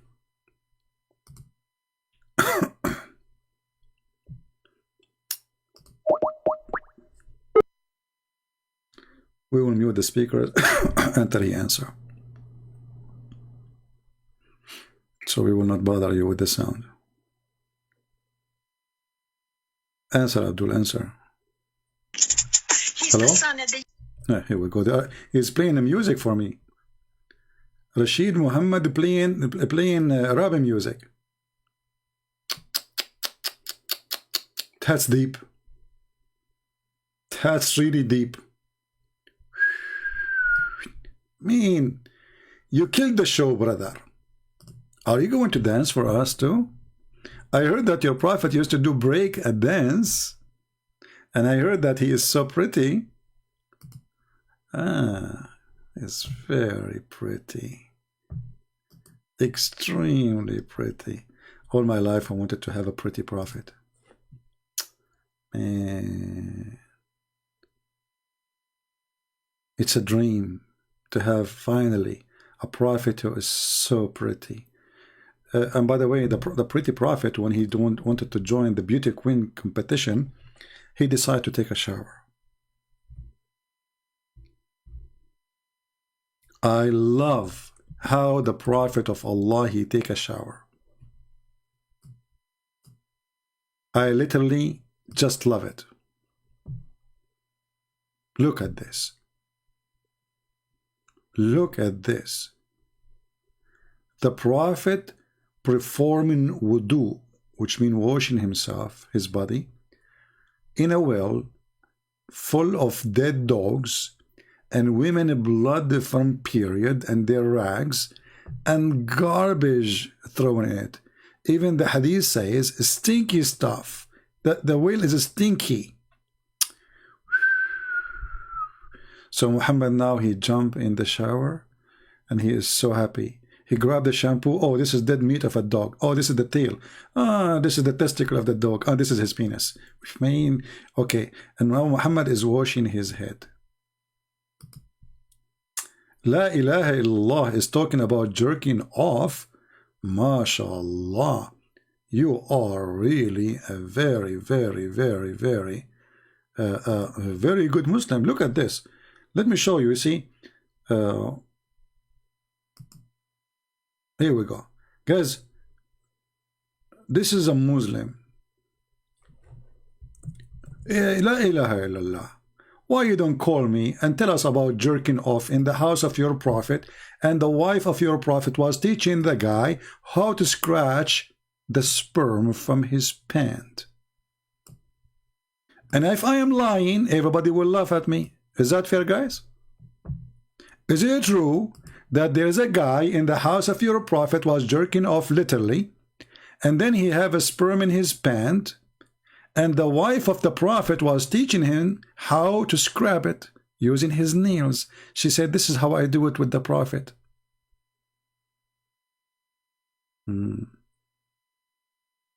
This is, thank you, you believe me, this is the beginning. You will get more. That's deep. He, la ilaha illallah. Say hello to Allah and tell him that he sent an idiot, a coward like you, who don't dare to call me. He is a brave text terrorist. This is the beginning. If this is the beginning, what is the end? And secondly, Abdul, we don't worship a cross. It is you who kiss a black stone and believe that a black stone erases your sin. Mean the stone erases sin? How is that? Black stone kissers? It's a stone. You ask a Muhammadan in the best intelligence, and this is after he drank camel urine, why you kiss the black stone? You remember the website we went to before? I don't know if anybody have the video. So we went to the Muslim website and we asked them. The website is like to convert people to Islam. So they have a chat. I asked them, hey brother, I have a question. Why the prophet he kissed the black stone? He said because it's holy. He waited like for 3 minutes to answer me. He was thinking, maybe asking for help to answer. And then I said, why it's holy? Then he took his time again and he said, because the prophet kissed it.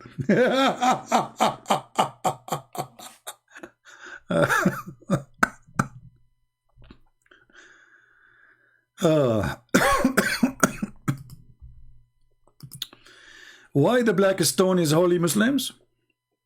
We Muslims are people who worship God. But the black stone, we kiss it. The black stone erases our sin. Any Abdul?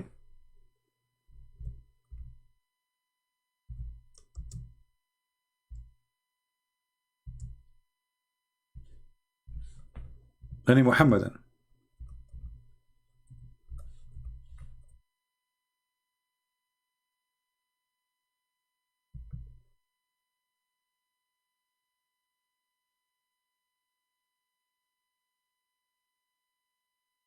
Anyone?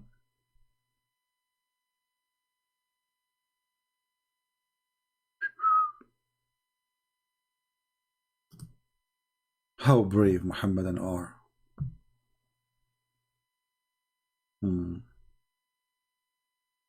All right. Well, we are very satisfied today, actually. At least we have our friend Muhammad who debated me. I don't want to call it a debate. It was a duct tape, as usual, actually. We don't debate Muslims. Muslims never debate. Muslims try to give excuse for the stupidity of their prophet. But as you see, we are happy for Muhammad. I think I hung up on him at that time, right? When I spoke to him, because I cannot take it no more. I said, okay, bye-bye. This is what I remember. You can correct me if I'm wrong. But today I'm happy that Muhammad, he left Islam and he is out of this garbage.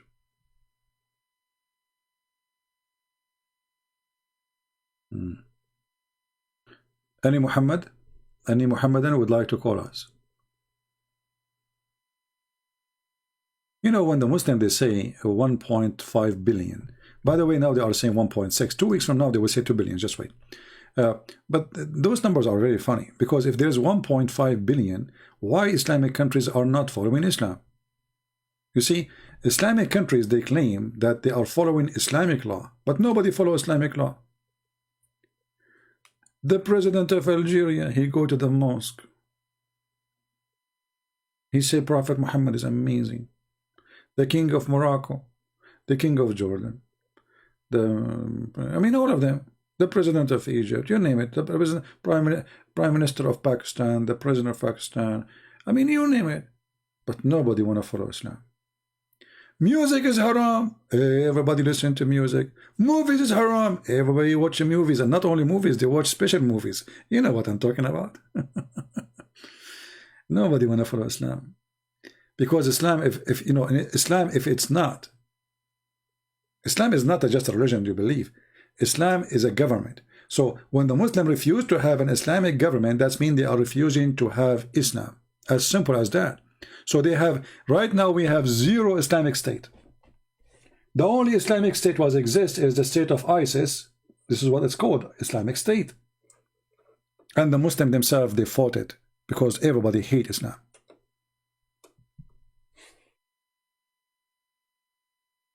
Number one, people who fought the Islamic State is those who don't want Islam. ISIS want to practice Islam. If you wear jeans, we break your legs. If you don't grow beard, we beat you. Women, they can sit on the chair. Why? Because the chair is a male. The word kursi in Arabic is a male word. Women can't sit in the chair. Haram. You know what she said? She can sit in the lap of the Imam. The Muslim women, she cannot sit in the chair, but she can sit in the lap of ISIS member. If you are a Christian, your Christmas in 5 days, why you hate for others? My friend, who said I hate? Here we go, our friend here, Muhammad, he called us just 2 weeks ago, and now he left Islam, and soon I hope he will become a Christian. So if we hate Muslims, then we will not say love them, and we will not stay here to help you after all what you do to us. I don't hate Muslims. I will never hate them. If I say that you are stupid, I don't hate you. You said something stupid, you are stupid, what I can do. But doesn't mean I hate you. I feel sorry for you. And as long as you are talking about hate, Mr. Ibrahim, this is your stupid Quran saying that Allah, He spread hatred in our heart until the day of judgment. So if you are against hate, you should be against the Quran. And you should blame the Quran because your stupid Quran is the one who is the vendor of hate. Here we go. This is the stupid Quran of Muhammad. Chapter 5, verse number 14 says, those who call themselves Christians, we took a covenant from them, forgot good part of it. So what we do? So we string them with enmity and hatred. So here we go. I have 5 days for Christmas, as you said, and Allah is to provide me with hatred, brother. Brother. Mawizi saying Christmas is pagan. My friend, everything is pagan these days, including you. Look at you, you have a picture. Isn't it haram in Islam to have a picture? You are a pagan. They are so deep, but they cannot answer anything about the religion. Christmas is pagan. Why it's pagan? You see, do you know what? Do you know even those people knows what pagan mean? Pagan, if you are worshipping something, is not alive. This is paganism. So, do we worship trees? No. Do we worship Santa Claus? No. So how a Christmas is pagan when this is the day of a Christ? Potato. Genius. Don't get married. Your wife, she will run away with the turtle. I say the turtle because she is... I mean, you trust the turtle to be at home, right? Trust me. If you are the husband, the turtle is good for her. She will live with the turtle. She will ride the turtle and she will never ride you. Take my word for granted. Just count to 10. Let us hear a prayer, CP. I honestly have no hate. Ibrahim, are you saying you are better than your God? Guys, be my witness. Mr. Ibrahim, he's a good person. He's not like Allah. Be my witness. Ibrahim, honestly, he have no hate. Allah is full of hate, and he is the hate vendor, Ibrahim. So what we will do now, Ibrahim? I need your help. How we can fight the hate of Allah in the Quran. Chapter 5, verse 14 in front of you. What kind of God he want hatred to be spread between the Christians? According to the Quran, we are the victims of your God hatred. He is the one who made us people of hate. Do you have anything to say? Do you like to call me Mr. Ibrahim? We can start. We can have a new start, me and you. You sound like an intelligent man. I like intelligent people. By the way, I was number 1 in my classroom. I'm telling you, in mathematics, geography, everything. But I did not tell you that I was the only student, you know, by the way. Yeah. But this reminds me of the Quran. where Allah, he says he is the best of the creators, sorry. But supposedly he was the only one in the classroom. I mean, he is the only creator, isn't he? How he is the only creator and he says, I am the best of the creators? Is that a fraud? Allah gets certification, he is the best of the creators in a school. There's no student in it except him. That's deep.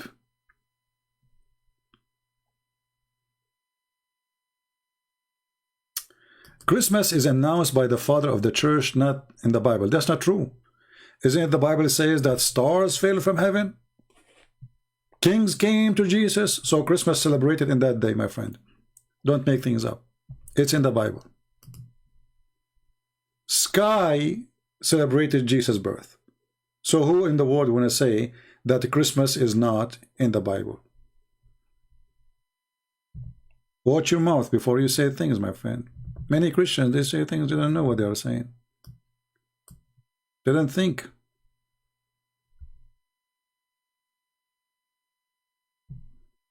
So do we have any Abdul? Actually, yeah, I was the best to Karina. She is, by the way, Karina, she was the principal of the school. I'm telling you, she was there. And she can witness for that day. I was the best in the classroom. All right? And not only that, actually.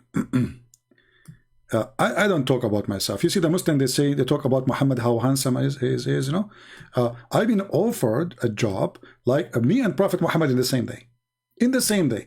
Both of us, they offer us a job to do striptease and blind club. Like there's women blind, they are blind. So we received the same day invitation to work in the striptease club. Me and Prophet Muhammad. Me, I was so shy. Prophet Muhammad, he accepted. And right now he's busy. Unbelievable. So good to be true. It is true, brother. Allah is the best of the creators. That's deep. Hey, Muslims, was he the best of the creators? Was he? Or this is stupid? Was he?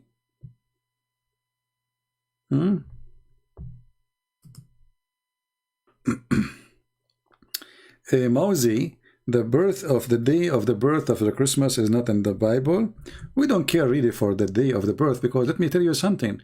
Even the day you know of your birth is not going to be celebrated again. Just to give you an example, brother. Just example. If you are born, let us say, July 15. July 15, last year maybe it was Tuesday, maybe. This year will be maybe Monday. Is it the same day? No. Because simply there's no perfect calendar. So you are silly. Secondly, as long you are a person who cares very much for the date, how in the world you Muslims celebrate the birthday of Muhammad sometime in August, sometime in July, sometime in December, sometime in March, sometime in May, sometime in... I mean, Muslims, they care very much for the date, brother. Oh, brother. When the birthday of Muhammad, brother? Let us open Prophet Google and search for the calendar. Prophet Muhammad. They care for the day, my friend.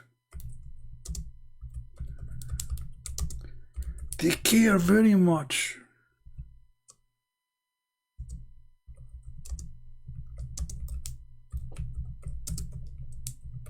Let us look. Let us take a look, brother.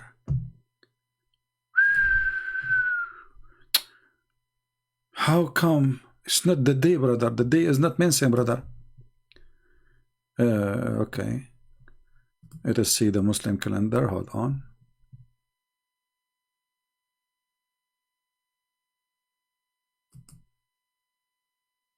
Okay. Okay, this website here shows us only a few years.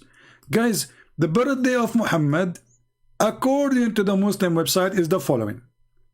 In this year, it was in October 19. The year after 22 is going to be October 8. The year after is going to be September 27. The year after is going to be Monday, September 16. The year after will be September 5. The year after will be August 26. And it keep going August, July, June, you name it. And the Muslim, they say this is not true. This is not the true birth of Jesus.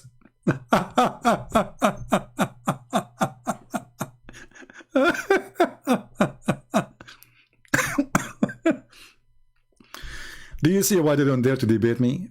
Because we can get them busted in the speed of light. They are no match. They are so slow with their brain, like a turtle. And they are in front of a Christian prince. So you can imagine how they can survive it.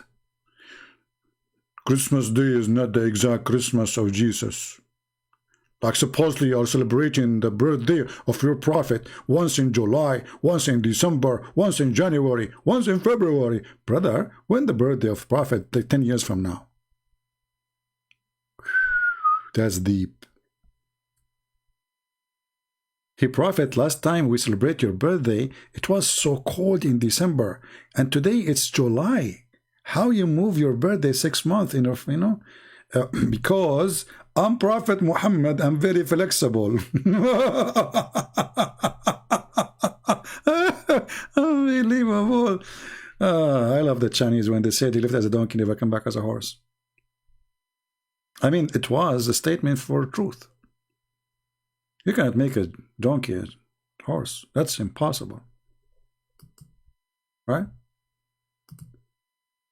I mean, can't you come with something better? But anyway, let us talk about something smart. You know? Let us talk about something smart. I want to teach you something smart before I go. Because, you know, the smart is Muhammad. Look at this. Look at this. This is when Allah he was looking at how's the creation. He is the best of the creators.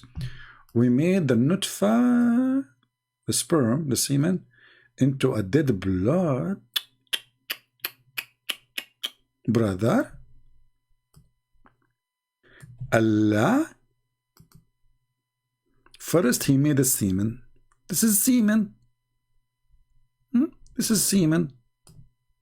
Oh, hold on. We have to make the semen in different color. It doesn't work this way, CT. Okay. So this is, brother, we can't make it white because the background is white. I mean, so this is semen, a drop of semen, a drop of semen, and then Allah will make the drop of semen to a drop of a blood, and it's dead blood. That's deep. That's deep, brother. Look at this genius. God's how, man. That's, I never saw such a thing. Man, this is so good. This is so good. I wanna, you know what? I'm going to change my career. I wanted to work as an engineer because I'm very good in engineering. The reason I say I'm very good in engineering, I am the one who did engine a year ago, you know. So I was good in engineering. So, you know, I decided to do now study engineering of biology. Let us do biology together. So according to the biology of a Prophet Muhammad, God, the sperm became a dead blood. That's deep. Look, hold on. This is not dead blood. This is red. Dead blood should be a little bit brown.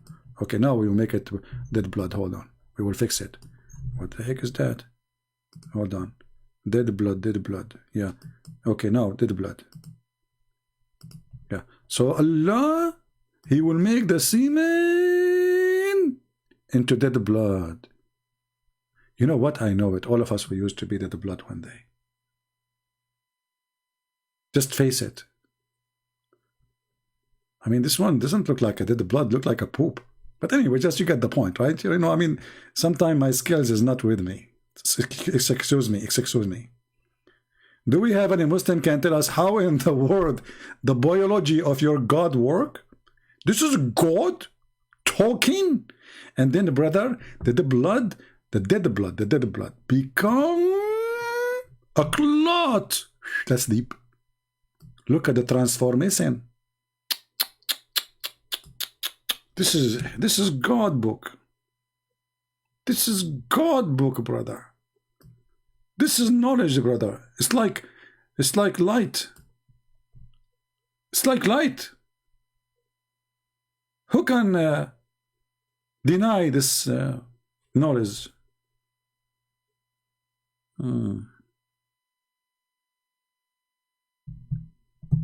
And yeah, Abdul. And then he is the best of the creators. Look how he proved it too, by signature. Allah said, and I am the best of the creator. That's it. If Allah said so, who cares? I mean, that's it. Hey, Allah, did you have a degree? Yes, I am the best of the creators. Where you get this degree? I am the one who signed it. Oh boy. Do we have any brave Muslim would like to call us? Muslim will say out of context. Everything is out of context. Even when your wife, she say, I love you, my friend. Most likely she love your credit card. Out of context. I like this one out of out of context. I love it. Okay. Even this one is out of context. I mean, this one is out of context for what? He made the sperm into dead blood. Even this one is out of context? Like, what the heck? Oh boy. Hey men, Christmas is coming, and now your wives will love you very much for your credit card. So take my advice. Hide it. Okay? Hide it. Just kill it, you know? Let me tell you an advice. For me, I always forget my credit card wherever I go. I just forget, you know, I forgot my credit card. I learned from Prophet Muhammad how to play those games. Do we have any Muslim?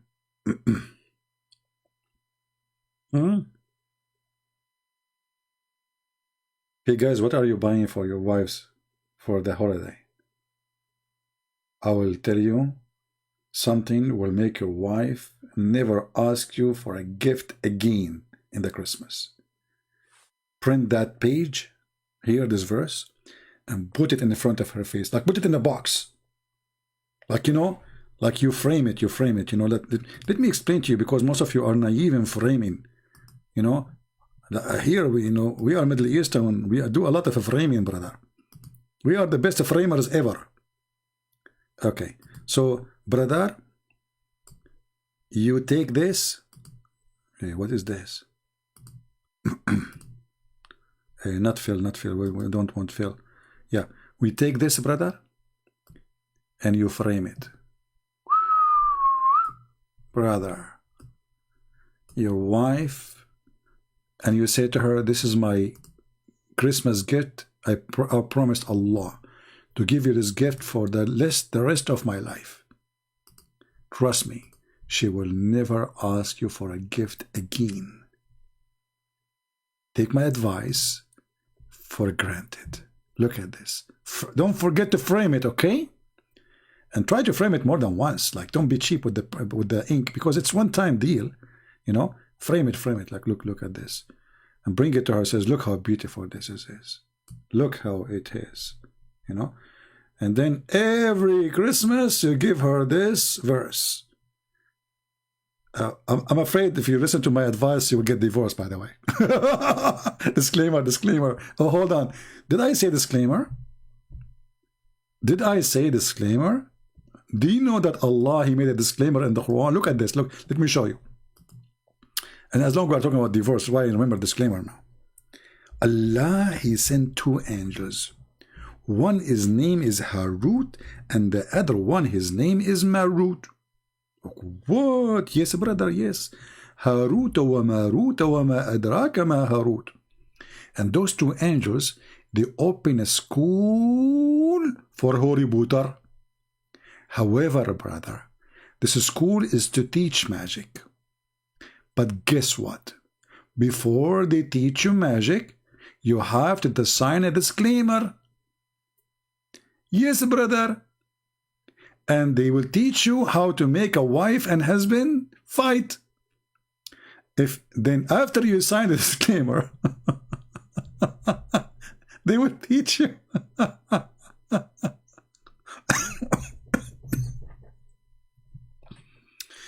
I want to know, who is the genius who come behind those verses, Abdul? This is God talking. He opened a Harry Potter school and he make you sign a disclaimer before he teach you Harry Potter. Look at this. I'm getting dizzy here. So, but the evil ones is teaching magic. Ooh. Jagawoon, jagawoo. Magic for you. And such a thing come down in the Babylon to the angels Harut and Marut. Takatut, takatut, takatut. But neither of those taught anyone such a thing without saying, we are only a trial. Disclaimer, disclaimer. So don't do blasphemy. They learn from them the mean to sow discord between a man and the wife. That's deep. God who opened Harry Potter school, and look how noble the purpose of this school, to make the husband and the wife fight. Who opened the school? Allah. Muslims, Allah is fixing the society. He is so excited to help your marriage. He sent 2 angels downstairs to where? In the Babylon tower. Babylon. And they open a school.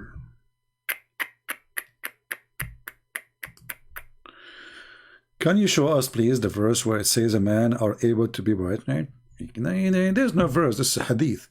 Muhammad, he said, إذا اشتهى المسلم الولد في الجنة.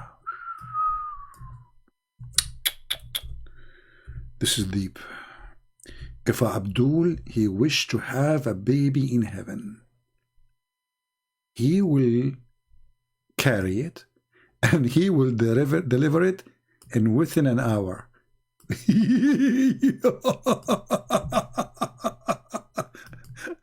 I would love to see Mimi Hijab have a baby in his belly in within 1 hour. By the way, you have to take picture fast, you know, because after 1 hour he will deliver it. The question is driving me crazy about this. The Muslim will deliver the baby from where exactly? Muslims? Where? I mean, the baby will come from where? Like, what the heck? I hope it's not from your anus. That will hurt. Yeah, this is the microwave story. Yeah, what happened, you know, one day, a Muslim, I was saying, give me 3 words, I will give you something about your prophet. You know, because this is why the Muslim was scared to talk to me, because anything they say, I will get them busted. So the guy, he come with something impossible. He said, microwave. Okay, give me something about microwave. And he thought, if I say microwave, I mean, how in the world I can find such a thing for microwave? There's no way. There's no microwave in time of Muhammad. So I get him this one.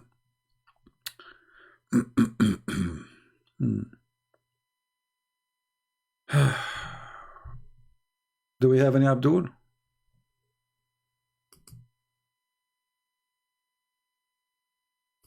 Do we have any Muslim who would like to call us? You are welcome. You call me names, it's okay. You know, I forgive you. Honestly, I have no hate for Muslims. We love them. We would like to help them. But Islam is a scam, as you say. What is this? What is this? The God of tits. Brothers and sisters. Oh, sorry, forget about sisters. If you believe in Allah, Allah will give you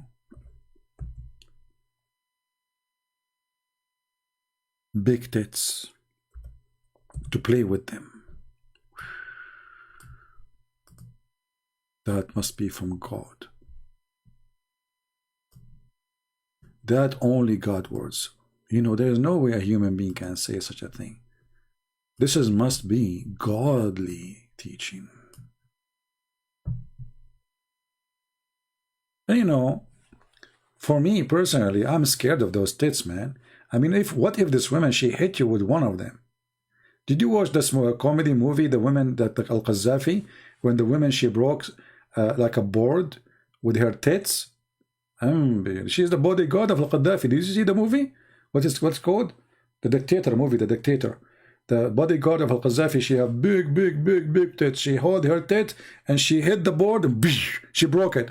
So imagine how big those are. Way bigger, you know, those are really big. So, and she hit you with them.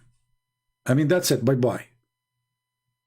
You made this woman angry, they will hit you with their tits because this is the only weapon they have. And this is not a concealed weapon, by the way. I mean, you cannot conceal it. Sorry. Unbelievable. All my life, I'm dreaming to have a true God who promised me true, you know, things true, like you can hold in your hands. Yeah, I mean, big, but those even hands cannot fit with them. You know, they are so big, you know. I mean, am I talking to myself? I did sound like it, you know. Yeah, I'm Prophet Muhammad. Oh, Jibril is talking to me. Hold on. Jibril, you know, by the way, the hadith says that the Muslim woman in heaven, her ass will be 1 mile. And that will bring the question, how big her tits will be.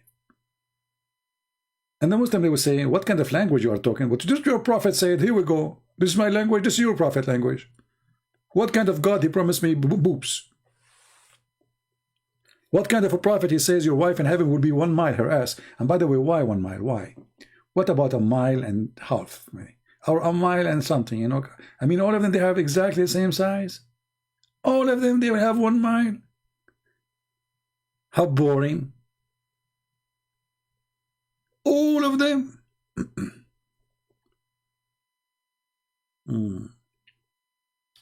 God will fill the heart of all those who follow Jesus with compassion. That's deep. My friend, hold on, Muslim. Why you don't call me and I will let you read for me chapter 57? Is that fair, guys? I challenge you to call us and tell us about chapter 57. You see, this is your choice. What say you? I want you to read for me chapter 57. I want to see how proud you are about 57. Are you proud? That is deep. Let us see chapter 57. Horrible, horrible, horrible, stupid chapter. Allah is the one created the heaven and the earth in 6 days. And look at the translation, it says moreover. It doesn't say moreover. It says, and then he went up to heaven. Hey, Mr. 57, how Allah he went to heaven up? He was on earth? You see, this is the beginning of the chapter. This is the one of the most comedy, stupid chapters in the Quran. But, you know, you have a point only. You want us to read only verse number 27. Let us go to 27 so we can laugh. Are you sure you wanted 27? You will not, you will regret it. Let us read. Brother, let us read verse 26. Indeed, we send Noah and Abraham and place in their offspring the prophethood. Okay. Okay.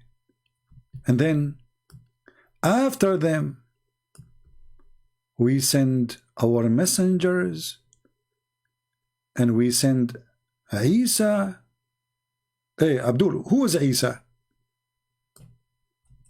You said in your chat, Jesus. There's nowhere in the Quran the word Jesus is mentioned.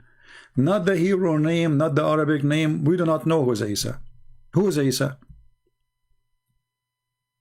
I challenge any Muslim to tell me where this name is coming from. I don't know. Secondly, the son of Maryam, and we gave him the Injil. Hoka Abdul. Allah, he gave Isa the Injil, but Injil is a Greek word. Was Isa sent to the Greek people?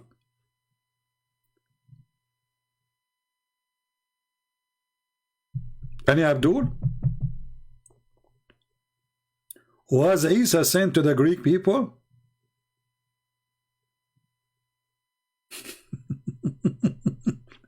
Isn't it the Quran says we send to every nation, from the nation, in the tongue of the nation, a book? So if Jesus was sent with a book, it's called Injil, that means Jesus was born between the Greek people. He was born maybe in Thessaloniki. Jesus in the Quran, he was a Greek person. You know what? I'm so glad that the Quran did not choose the word calamari. But I will not be surprised if Muhammad heard the word calamari, he will put it there. Hey Muslim, what the word Injil mean? Not a single Muslim he knew, including their prophet. Because he's a thief. He heard the Christians saying Injil, he put Injil on the Quran. And Abdul? And then he continues saying, and we put in the heart of those who follow him mercy and compassion. Okay, hold on. So how we can compare between this one and this one, brother?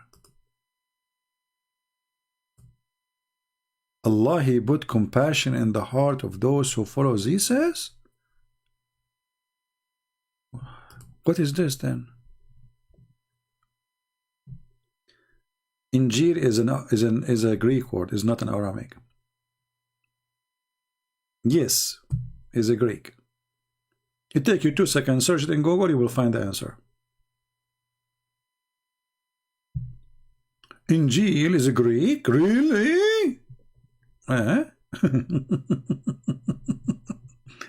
Like he's surprised, like what? He should be an actor. Any Abdul?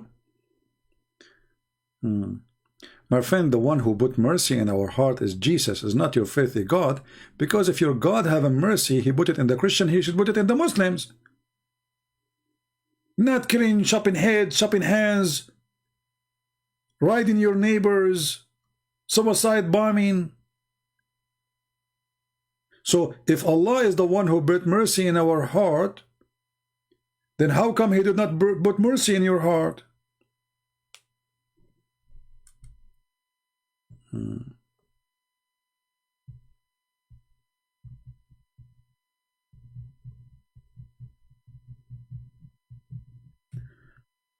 Okay, Mr. Ashok, you are welcome, my friend. Good to have you. Do we have any Abdul would like to dare to call me?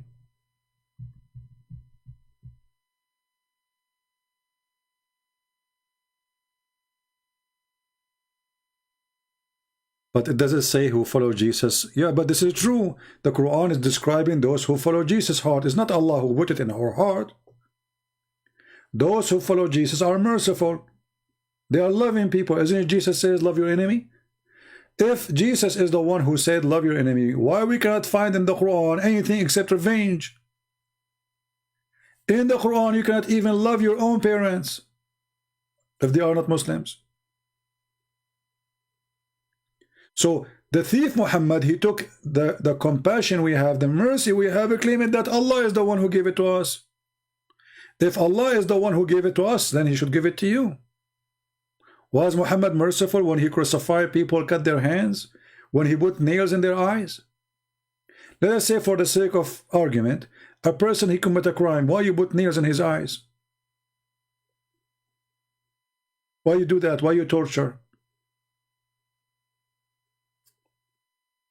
Let us say a person, he deserved to be executed. Why you torture? Where is the mercy? And this is in your stupid Quran.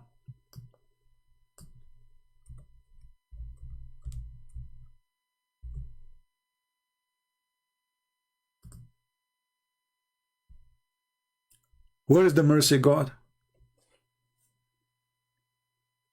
There's a story of a person, he stole.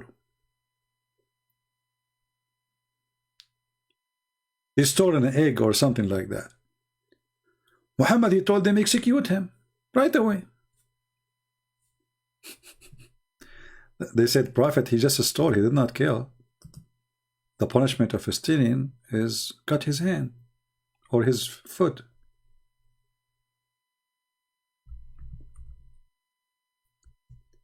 He said, okay, cut his hand. So they cut his right hand. The guy, they brought him again second time.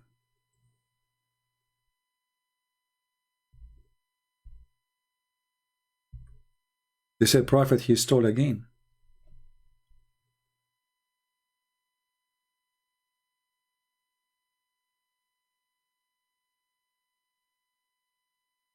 He said, okay, cut his hand, cut his foot this time, the opposite direction as the Quran saying.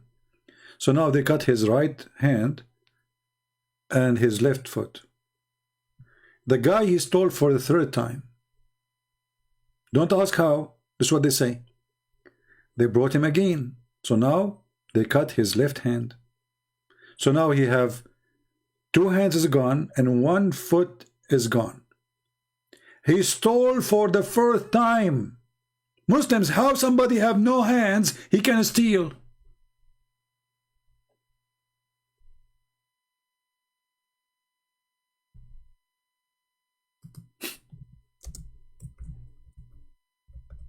You see the merciful prophet? He keep cutting hands of the person until he have no hands and no feet.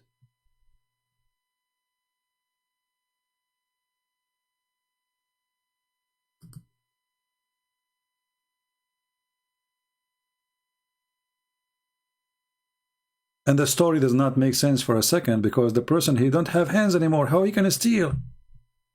How he even can walk?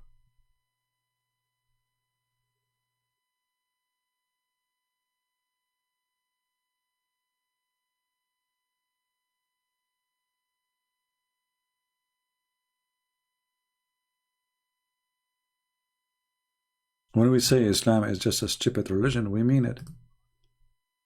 And you know, if a person, he's a thief, and you cut his hand, and then you cut the other hand, just for stealing an egg, by the way, egg and more. How come you did not cut the tongue of Muhammad, the penis of Muhammad? Because every part of his body was a thief body part. He kidnapped women from their husband. He took their animals. He took their land. He took their jewelry. He took their money. And you go after a person, he stole an egg?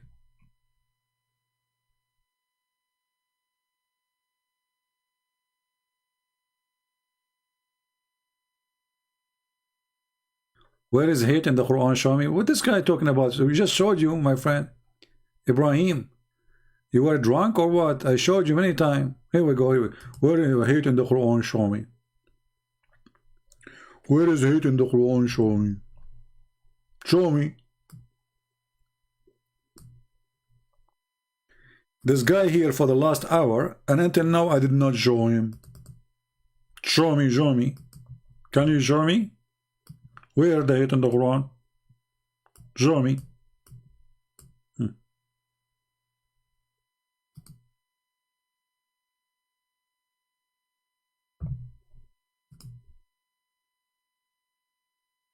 Okay, guys, all those who follow Jesus will be superior.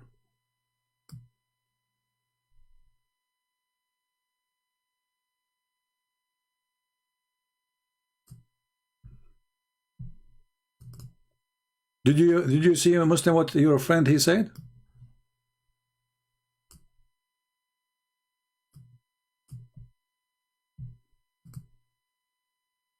All those who follow Jesus will be superior. Okay. But how you can follow Jesus if you're Muslim, you claim that the book of Jesus is gone? How stupid is that? Secondly, the Quran confirms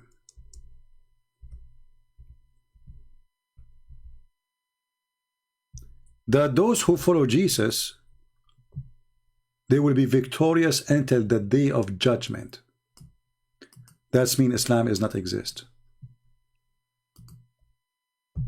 Because according to you, there's not a single Christian right now, he's following Jesus. Because the Bible is corrupted according to those YouTubers. But look what the Quran says. Christianity is preserved until the day of judgment. From the time of Jesus until the coming back of Jesus, Christianity never changed. You see how your stupid Quran refute you? And not to forget to mention, verse number 54 before this verse, it says, وَمَكَرُوا وَمَكَرَ اللَّهُ وَاللَّهُ خَيْرُ الْمَاكِرِينَ. They deceived, and Allah deceived, but Allah is the best of the deceivers. Change the translator, you will find totally different translation. Because this is the book of falafel. They lie in translation.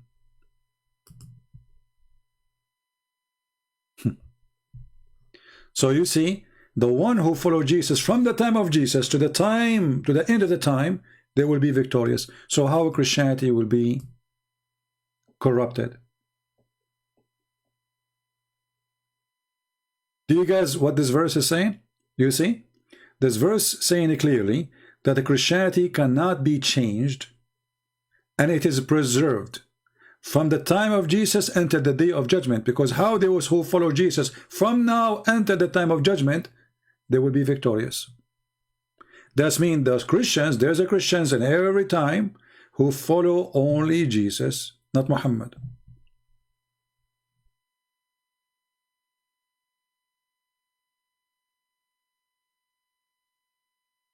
And not to forget to mention here, the Quran saying, just to show you the stupidity of this book, you see when the Muslims translate, they are officially, they have no dignity. Look, Lord Jesus, I'm gathering thee. What do you mean gathering thee? Allah is gathering Jesus. Why? He was like a dry bread. He was pieces. Gathering thee. What gathering thee mean? In Arabic it says mutawaffika. Mutawaffika mean I'm going to cause your death. The false translation saying I'm gathering thee. Like what the heck? Change the translator, you will find different, totally different meaning, different words. Gathering thee. Look, we just changed the translation. Look in here. Gathering thee is terminated by I terminate your life. And look, guys, do you see what happened here in this verse? This verse destroys Islam again, because Jesus should die before he will be taken up to heaven, not after. Do you see it? This is the Muslim translation, not my translation. I'm terminating your life and then raising you up to me. So Jesus, the Muslim, they claim that Jesus never died. Allah took him to heaven and he was still alive since then. The Quran say different. Stupid Muhammad. That's why we say he left as a donkey, never come back as a horse.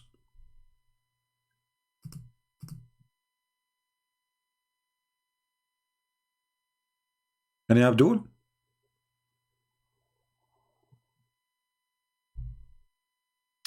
You are an atheist? A Merry Christmas, my friend.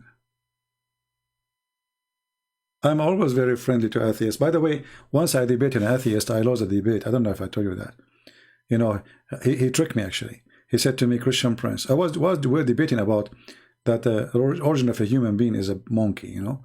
And by the way, you know, Middle East, we're very hairy, you know. I mean, they got a point there. Like once they kicked me out from the swimming pool because they thought I'm wearing a coat or something. They don't know that this is our hair. Hello. Anyway, so the atheist, he tricked me. And he said to me, Christian Prince, he want to prove to me that we are monkeys. So he said, Christian Prince, do you like banana? You know, I was not thinking about it. You know, I said, yeah. I said, see, I get you busted.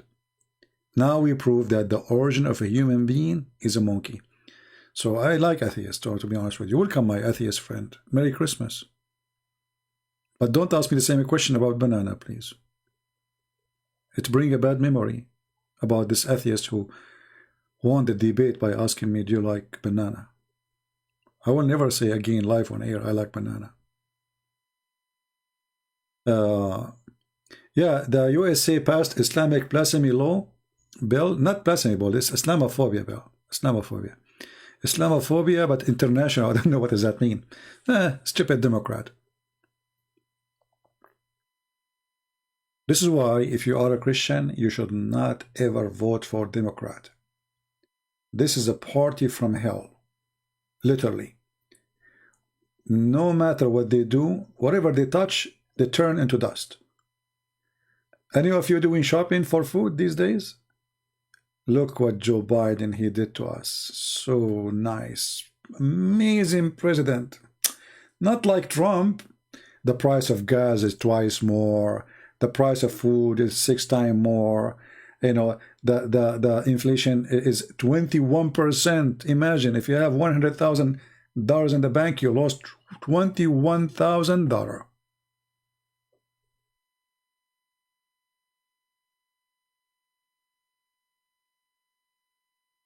A Christian who votes for Democrat, he is no Christian.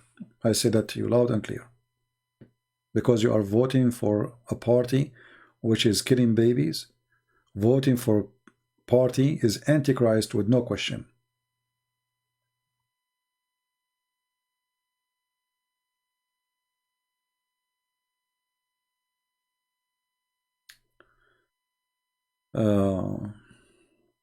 Anyway, not our topic.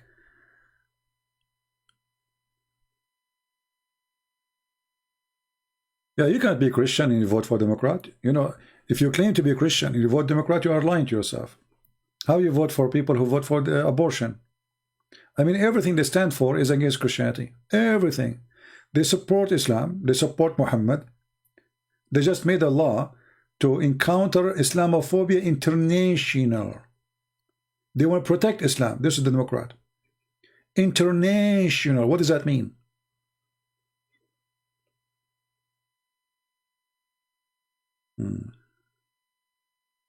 No, actually, I lost the debate many times, you know. Like once, I was debating myself. That was very hard. And then, like I said to myself, like I asked myself a very hard question, you know. And the question was, who is the father of Muhammad? You know. So I felt like there's birds around my head, you know, first. Like, and after like birds, they went like 27 hours. You know, because at that time the day was 27 hours, not like now. Now, you know, after tax, you know, to 24. Thanks to Biden. So anyway, the bird, they were going around my head, and like I got dizzy and I faint, you know. So I lost, like I could not answer the question, who is the father of Muhammad? Because he was born 4 years after his father's death. I want any Muslim to tell me, until now I'm trying to find out how in the world this guy was born 4 years after his father's death.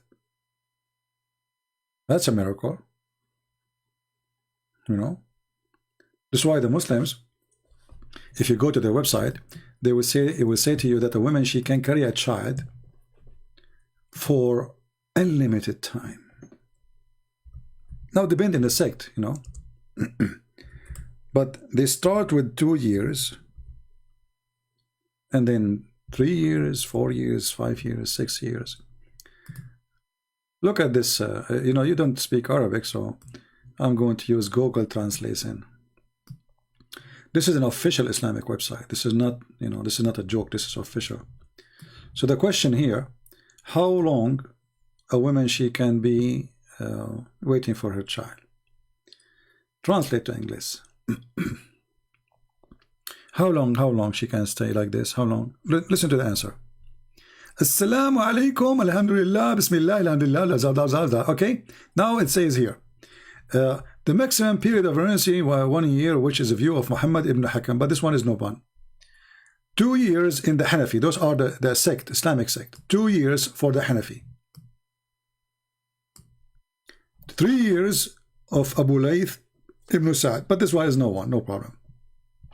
We focus on the sect. Hanafi is a big sect. The Muslim sect is 4. This is one of them. Then Hanbali, Shafi'i and Hanbali, and the most popular view, they believe that it can be up to 4 years. And then the list continue. And according to Imam Malik, it can be 5 years. Man. And then according to Al-Zuhri and Malik, 6 years. We are getting deep now. And then according to the authority of etc., it is 7 years. And according to the rest of the scholars, there's no limit.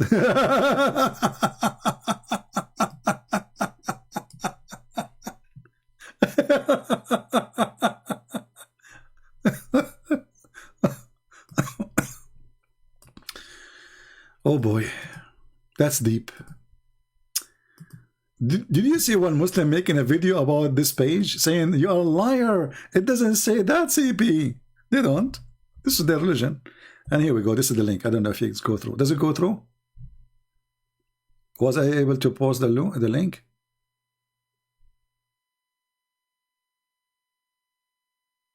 Did you guys see the link I posted about the website? I don't know if you saw it. Because sometimes YouTube don't let it go if it's too long. Yeah, imagine you divorced your wife 20 years ago and then she called you. She say, honey, come to the hospital and pay for the bill. I just gave birth to you and a child for you. Say like, what? What did I divorced you 20 years ago? Said, honey, it's a Sharia law, brother. There's a woman, I think it was in Sudan when they were practicing the Sharia law in the time of the previous perverted president. So she gave birth a year and a half after her husband passed away. So people accuse her of fornication, and this is supposedly a punishment, punished with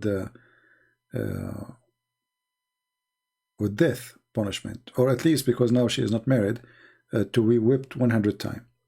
The lawyer, he told the court, but don't you know that a woman, she can have a child even a few years after her husband passed away? So the court have to let her go.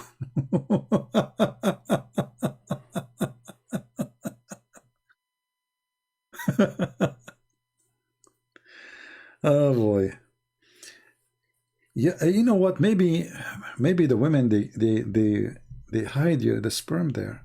I think they have shelves inside them. Like women, when they marry you, you know, they think about the future. Okay, now sooner or later he will divorce me, especially when his credit card is empty. I will divorce him, you know. So what I will do now? So what she would do when you sleep with the wife, she hide your sperm inside her. They have like little holes there and there, you know, shelves, you know, like secret place, dark places. She put it there in a cold place. It's cold, it's dark inside, you know, cold, very cold. So she put it there and she put ice. This is why you see women, they keep asking, I want to eat ice cream. I want to eat ice cream. For you, you think they are eating ice cream because they like it. No, it's not the reason. They want ice cream to ice the sperm from you, so they can save it for 20 years after. And yeah, by this way, this is a true story. So, you know, they sleep with your wife, then she asks you to buy ice cream. She ate ice cream, and then she ice it, you know, like it's encased, you know, like inside the ice cream. And the sperm will stay healthy because it's ice cream, especially if there's chocolate with it, you know. You know, I have my friend, like, you know, like I have two cousins actually. One of them was like his skin is darker, and the other one he is white. I said, why? He said, because my mother, she was eating chocolate after, you know, intercourse with my father, and she was eating just ice cream without chocolate. So, you know, this is the scientific explanation for color too, you know. So, and by the way, the prophet, he explained color. Do you know what? Islam is amazing, my friend. That's amazing. Explain color, explain why, everything. Oh boy. This is why if your wife, she asks you for ice cream, never I buy ice cream. Especially after sexual intercourse. It's fishy, I'm telling you. Yeah. They eat ice cream to preserve the sperm so they can ice it and, you know, for later. Do we have any Abdul?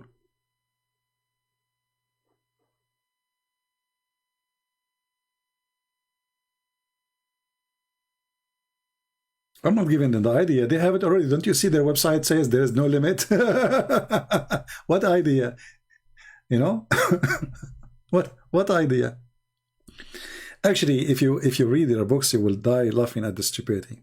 As an example, one or some of the interpretation of the Quran, they say the reason that Mary, how Mary she gave birth to Jesus, they say that Allah, he put inside her when he created her, when the angel he was there, he put semen. So when Allah, he breathed into her, he activated the semen.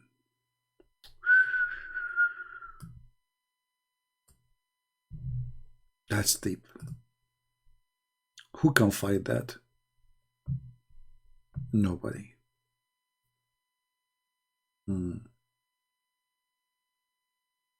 Do we have any Muslim would like to call me? Hey Christian, do you notice that they don't dare to call me? Do you notice? Do you see how amazing the knowledge is? When you have knowledge, you smash this cult. They don't dare even to talk to you. And the one who dare, he will leave Islam. Like what happened with Muhammad. It took him how long? He called me last time, November 24th, as it shows in Skype. And then today he called me to tell me that he left Islam. Isn't it this is beautiful?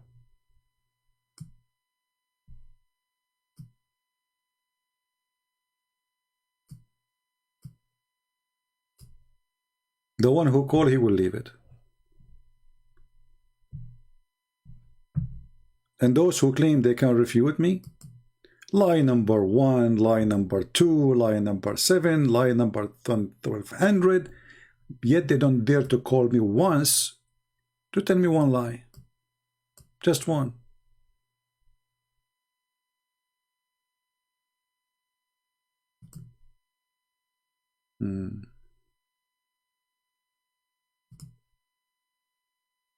Any Abdul? But you know, at the end of the day, Muslims call us or not, I'm happy to see Christians learning a lot. We, you know, I'm not exaggerating, I say, this is the best school to teach Christians how to get Islam busted. Not how to refute only, how to get Islam busted. In every live season we do nothing but we bust their lies with no mercy. And the same lies they bring to me, they will bring to you. Right? So, you know, like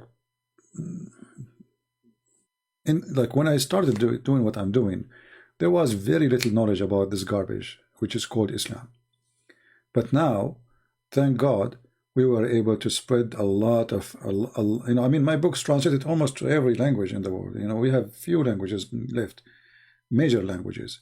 We have my books in Indonesian, Russian, Malaysia, Albanian, Croatian, German, French, English. I mean, you name it. You know, there's what I don't know what is left. And we have the book in Persian. Soon I will publish too, which means even Persian people, Afghani people, they can read my books. And this one I will give it for free too. So what was before is not exist no more. My books alone is enough to destroy any claim about this garbage. It's called Islam. But in the same time, what we did here by doing this live broadcast, we teach you the skills how to corner liars. Because remember, when you debate Muhammadan, you are not debating them. There's no debate in the debate. It's like chasing a professional liar. You see, normally, when you debate somebody about his belief, he will tell you his belief. That will be easy. I tell you my belief, you tell me your belief. But Muslims don't do that. Muslims, they deny their belief in order to make a point. And one of the biggest proof, you know, remember when Mimi, he was debating with this David Wood, you know, whatever he says to him, he denied it. He just denied it. He don't say it, you know, he denied it. And David, because he don't have the skills to corner him, there was no debate. It was a mockery. So you need to remember that when you debate with them, you are not debating. You are chasing a liar. And the skills of debating a Muslim is not the skills of debating as much. It is the skills how to get him busted with his lies.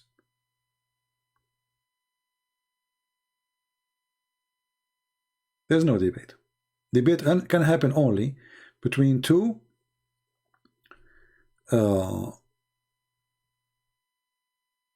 decent people who say their belief.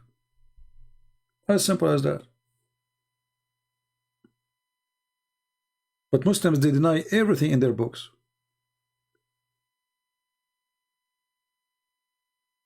When the Quran says the sun set in murky water, the Muslim says, no, it doesn't say that. This is how he saw it, but the Quran never say that. The Quran did not say it appeared to him. Can't Allah add the word it appeared to him? And you know what? How stupid it is to even to say that word. So in order to protect their cult, they have to lie. And today we have Christians from around the world. They are very well trained to refute this garbage, Muhammad. Now, for sure, not everybody have the skills of debating, because debate is not something just by having knowledge you can do it. You know, you have to be a very fast thinking person, and you have to have a very sharp memory and sharp. Let us say you have to connect the dots so fast, because the guy just talking to you, this is live, and we do not know even the topic. You see, that's why usually people, when they want to say a debate, what they do, they say we will debate about this topic and this topic only, right? So both of them, they go and print like 1,000 lines from the internet, put it in front of them in the computer, and this is a debate. This is not a debate. Debate is you don't know what you will tell me, and I do not know what you don't know what I will tell you. That is really a debate between people who have knowledge. People who ask for a topic in advance of a month. Anyone can go print from the internet 1,000 questions, 1,000 answer, and he go for such a debate, right? But a true debate is the one, call me, don't tell me the question. I mean, have you ever heard you go to an exam and the teacher, he tell you that the questions and the answers before you go?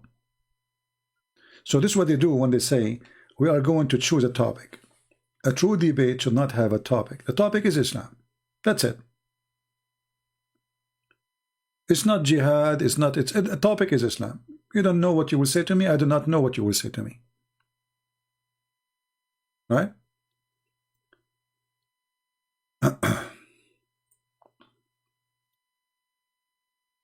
Do we have any Abdul?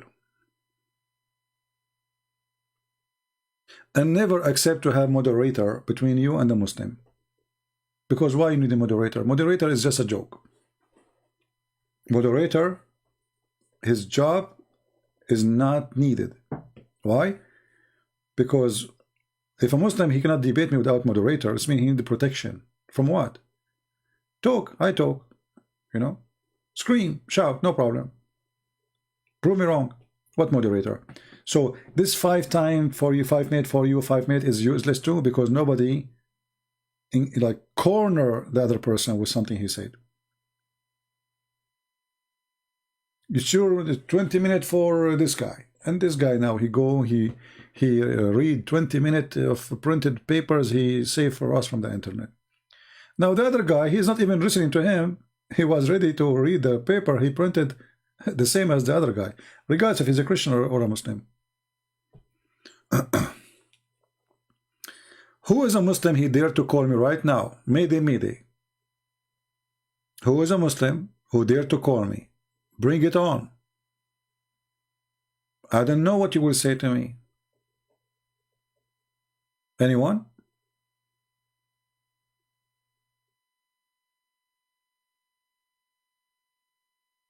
We do not need a moderator to favor any corner. You know, the moderator, there is no need for it. You know, I will give you an example. Like when David Wood, he brought a guy, his name is Sheikh Othman. Don't forget his name. But not Osman, the fat boy, other one. And then supposedly he would debate with Sam Shamoun. What David would he do? He gave the microphone for this guy, 20 minutes, 15 minutes for you. Right? The guy, he asked 1,000 questions before the debate started. And the topic of the debate is not even there.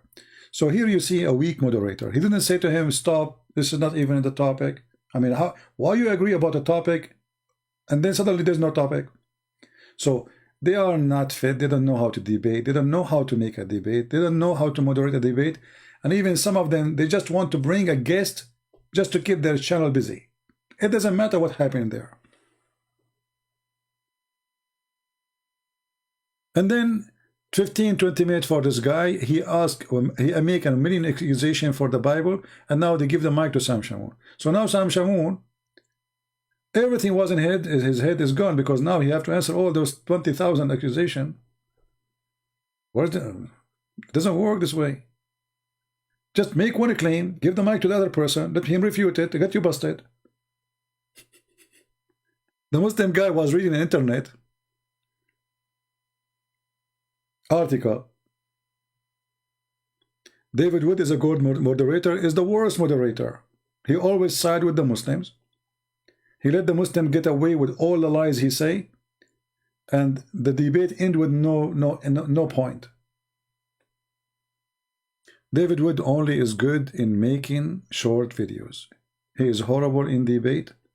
He is horrible as a moderator, and this is the only thing he can do, really. Short videos. He can make a very nice short videos. Debate, no. I cannot make a short video, he can. You know, for me, short video is like an hour or so, you know. And the reason I cannot make a short video, because if I start talking about a topic, I have to cover it with all, let us say, reference, which will cover every possible question later. So I don't leave you with the questions later to think about it. I just give you all the answers.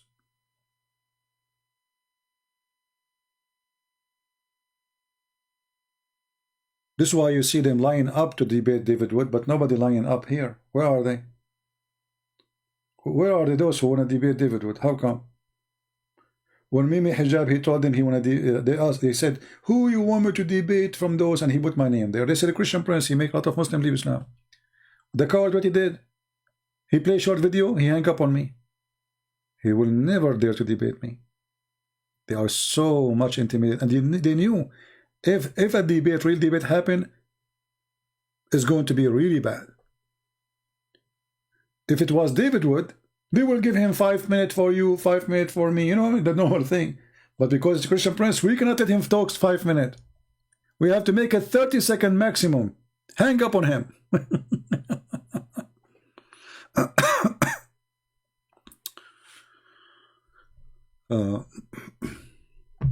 Yeah, there's nothing. It's called halal food. Halal food is a lie.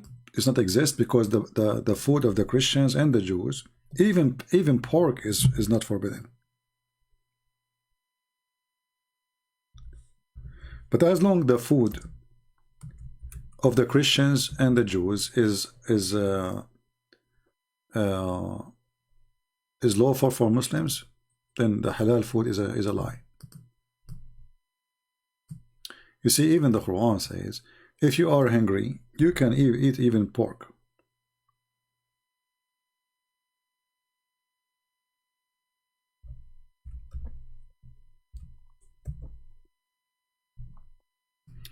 Isn't it Muhammad, he ate from the dish or the food the Jewish woman she cooked? And she put poison for him, right?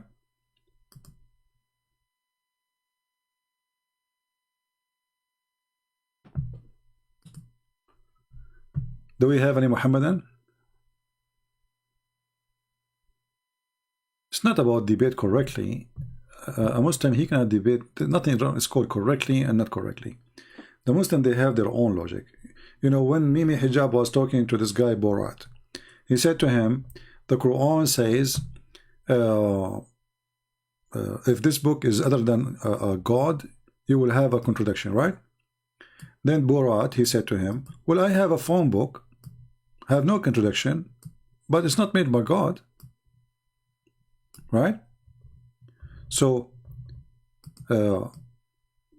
there is a line of stupidity. They are stuck with it, and they want somebody, they need somebody to put them in their place with their stupidity, not somebody give them 5 minutes of talk, and when you take your microphone, you say nothing. So look what happened. This guy, they brought him to supposedly to fight Christianity. They are hoping that he will help them. So the Quran says, if this book is made by other than Allah, then you will have a contradiction. Very fast, easy answer. Found in it many contradictions. If a book In it many contradictions. This book was from other than God, they would have found in it many contradictions. If a book is without contradictions, that has no bearing on whether it comes from God or not. I've had phone books that are inerrant, but I certainly don't think God gave them. See? Very easy. The problem is that many of those who they are Christian, they are not qualified to debate. Debate is not just a person who learns some stuff and he want to talk about it. You have to be a fast thinker. This guy who looked like an idiot, you know, Borat, he got him busted in a second. Did not take him to, not even him, and very convincing. If a book have a contradiction or not, doesn't make it from God. I can write a book, I have no contradiction. Does that mean I'm God? That's very silly, right? So here you will see this atheist, he put this coward in his place in a very short sentence. Right? The problem with the Christians, they don't know how to answer the Muslim from what he just said. You know what I mean? What Christians they do, they don't listen to the Muslim what he is saying. So they start thinking about answering the question without using what he just said. You need to use what he just said. And this is what this guy he just did. He used what he said. If a book have no contradiction, it's from God. He said to him, I have a phone book. Is it from God? Have no contradiction. So you need to learn always that when you are debating, listen carefully what the Abdul is saying. Just listen. Use their logic against them. Do you see in the movie like when those people they don't have more arrows, so they put shelters, etc. So the enemy start throwing arrows like crazy, and then when they stop, they collect the arrows and they use them to fight back.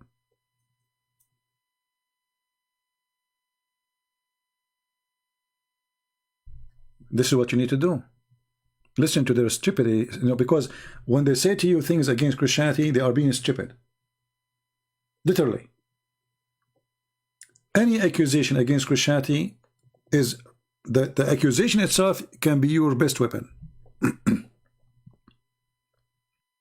it's what we do every day. Every time a Muslim he says something in the chat, because they are not calling, I put it in the screen, right? And suddenly what was accusation became a joke against Islam, right? How we do that? You remember? We are refreshing your memory.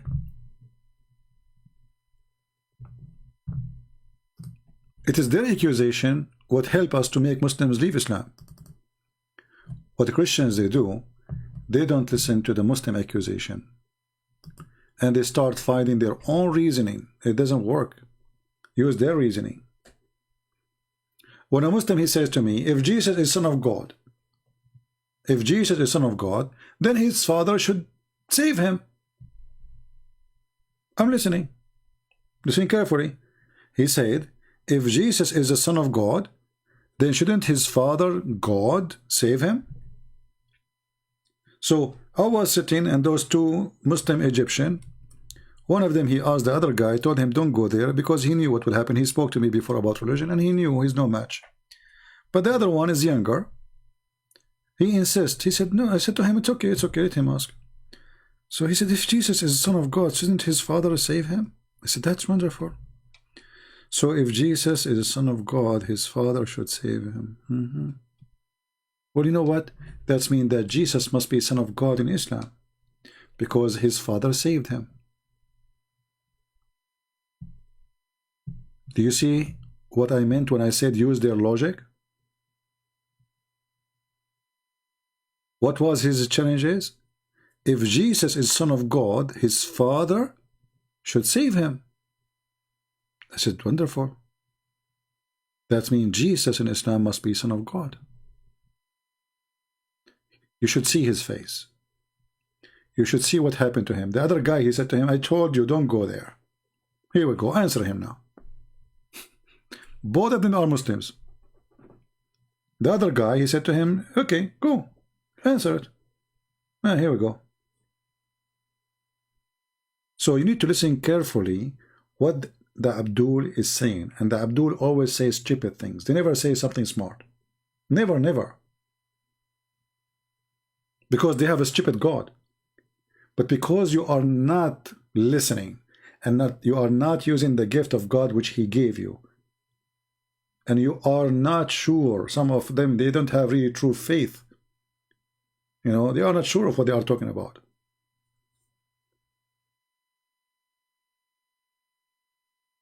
So use their logic. Who is a Muslim? He wanna call me? Let us give it a try. Who wanna try? This is why we have a dry weather here. You know, no Muslim is calling. If I am like a person born in America, you know, blue eyes, green eyes, blonde, or a female, oh boy, you know, the Muslim will be lined up to call. But with a Christian prince, you have to keep begging, like, who wanna call me? Any Muslim? Any Muslim? Any Muhammadan? Anyone?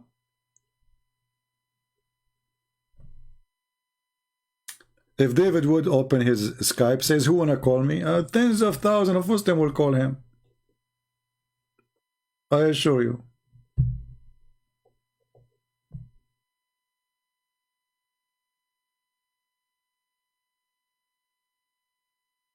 Usually the only one who call is the one who will lose nothing of their career, which means they don't have a career based on Islam. Those who have a career in Islam, they will lose everything if they call.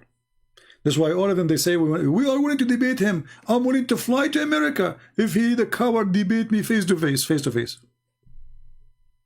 Face to face.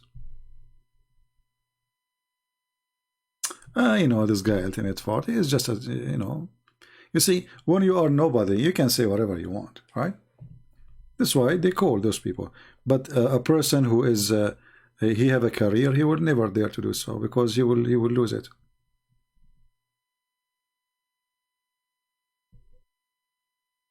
And now, after we finish, you will see all Muslims, they will say is lying. And they will pause for you link saying, this guy, he refuted him. Listen to this guy. Who is going to listen to this guy?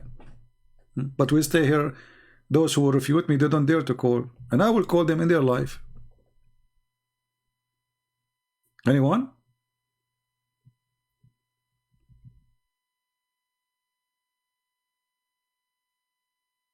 Do we have anyone?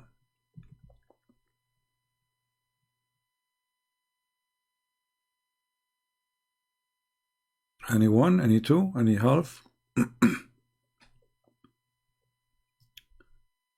No, you know, because they knew that's I am not a person who go. I am, you know, I'm not seeking my own fame. Some people, they like to be famous and to be known wherever they go. And you know, for me, I don't care. This is the last thing I'm worried about.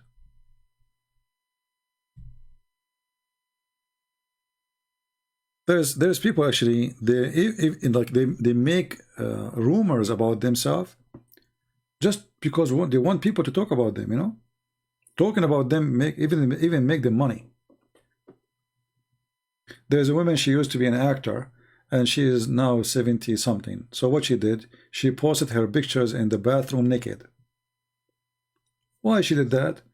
Because nobody's talking about her no more. But now she became a joke of everybody. You know, is what you want? Yes, it's okay. She want to be a star again. So some people, they are obsessed with seeking attention, have light on them. For me, I don't really care for those things. I'm here to serve my Lord, not to serve myself.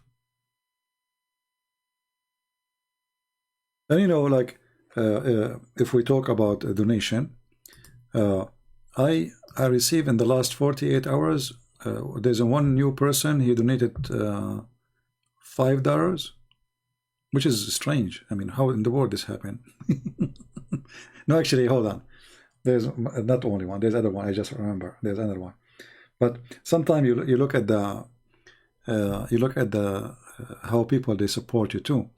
You will notice that really people, only what they care is just to come here, laugh at Muhammad and his God and etc. And after that, there's nobody care. There's only few. There's a person actually, he sent a donation. He said, he sent me an email. He said, I understand if you don't answer me due to my little number. So I said to him, who told you that I answer only those who donate little big number? Doesn't matter. Actually, most of people who email me in Patreon, they have zero donation. Literally zero. And we keep asking people not to email, by the way, because mostly the emails are not really important. Here we go, I stay with you for many hours, ask me. And when you ask me in public, everybody will get the benefit of the answer. Anyway, we are, you know, we are grateful for all those who care, but they are very few. That is reality. But there's nothing new. Even the Messiah himself, he have 12 disciples, not 1200. Right?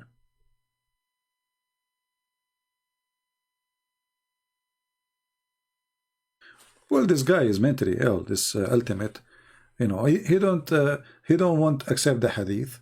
He don't accept the interpretation. But you ask him for the meaning of the Quran, he give interpretation. So why don't accept interpretation? He says to you, because it's made by a human. Aren't you a human too? So he's mentally ill. You know, it's just I feel sorry for him. You see, it's a good sign when a Muslim he refuses the statements and the words of his prophet. That means he's ashamed of it. That is the first step to leave this cult. So first start with denial of the hadith, which is Muhammad's speech. Then denial of the interpretation, which is the companion of Muhammad interpretation, or even Muhammad interpretation.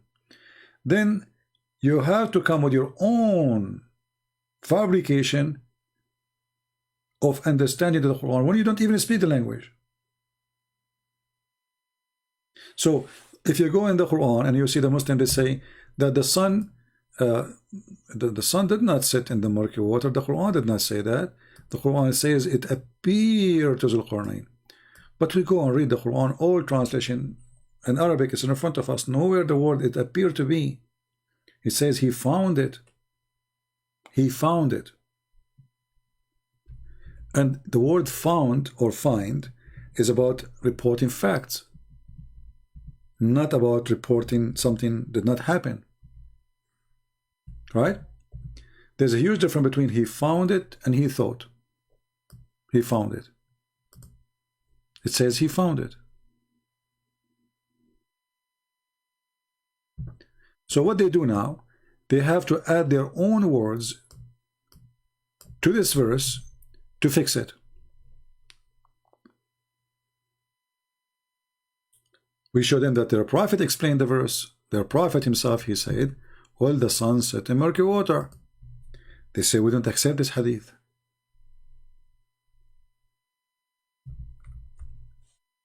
So simply, here, there's no point of debate about it, because obviously this is what their prophet said.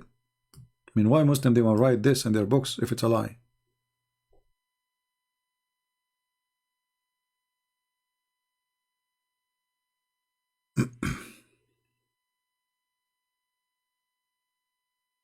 Do we have any Abdul?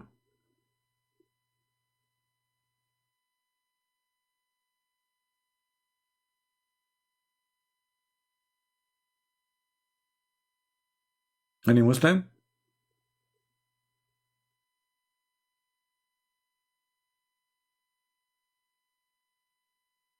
The one who's saying Amina was a whore raped by Muhammad by Satan, this is not right, my friend, to say. Why you want to say that? You know, she had sex with any man, who care? But raped by Satan, what does that mean? Don't go there. Any Muhammadan?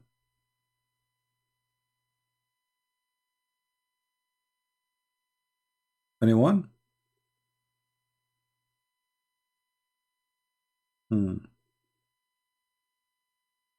Actually, when the Muslim they say to you, when a Muslim he says to you the hadith is rejected or not accepted, tell him that's mean your books is full of lies. And that's mean that your Muslims are not trustworthy. Because the one who write lies about his prophet, he write lies about everybody.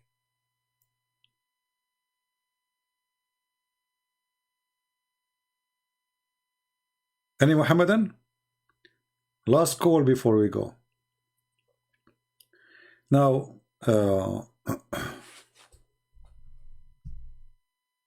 Mr. Ibrahim saying, you are an entertainer. My friend, the best entertainer, Ibrahim, is your prophet. When your prophet, he say, he ordered his wives to cover themselves because a blind man is coming. That is entertaining. That is like you know, the best comedy. Have you ever heard of somebody order his wife to cover themselves because a blind man is coming inside? How stupid is that? Right? That is seriously stupid. Imagine I have a friend, he is a blind, and I say to my wife, cover yourself. The guy is blind. Literally blind. It's not like have a weak vision. The guy is born blind. And then the wives, they say to him, well, but isn't it him blind? So Muhammad, because he's an idiot, he didn't want to say, oh, sorry, I made a mistake, I forgot. You know, just say, I forgot, sorry, you know, so what a big deal. But because he's an arrogant, he said, okay, he's blind. Are you blind too?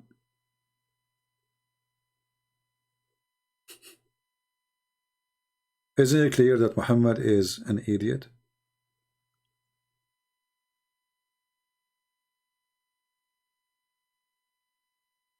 Muhammad molested animals. Well, there is, do you know the guy, his name is Monkey Box, Ahmed Nader? This guy, he wanted to, you know, debate me supposedly. It was fun in those old days. And, you know, and Ahmed Nader, he says, so what if the prophet, he had sex with the goat? Isn't it better than the Bible says smash the head of the baby? This guy, he have no problem if the prophet have sex with the goat.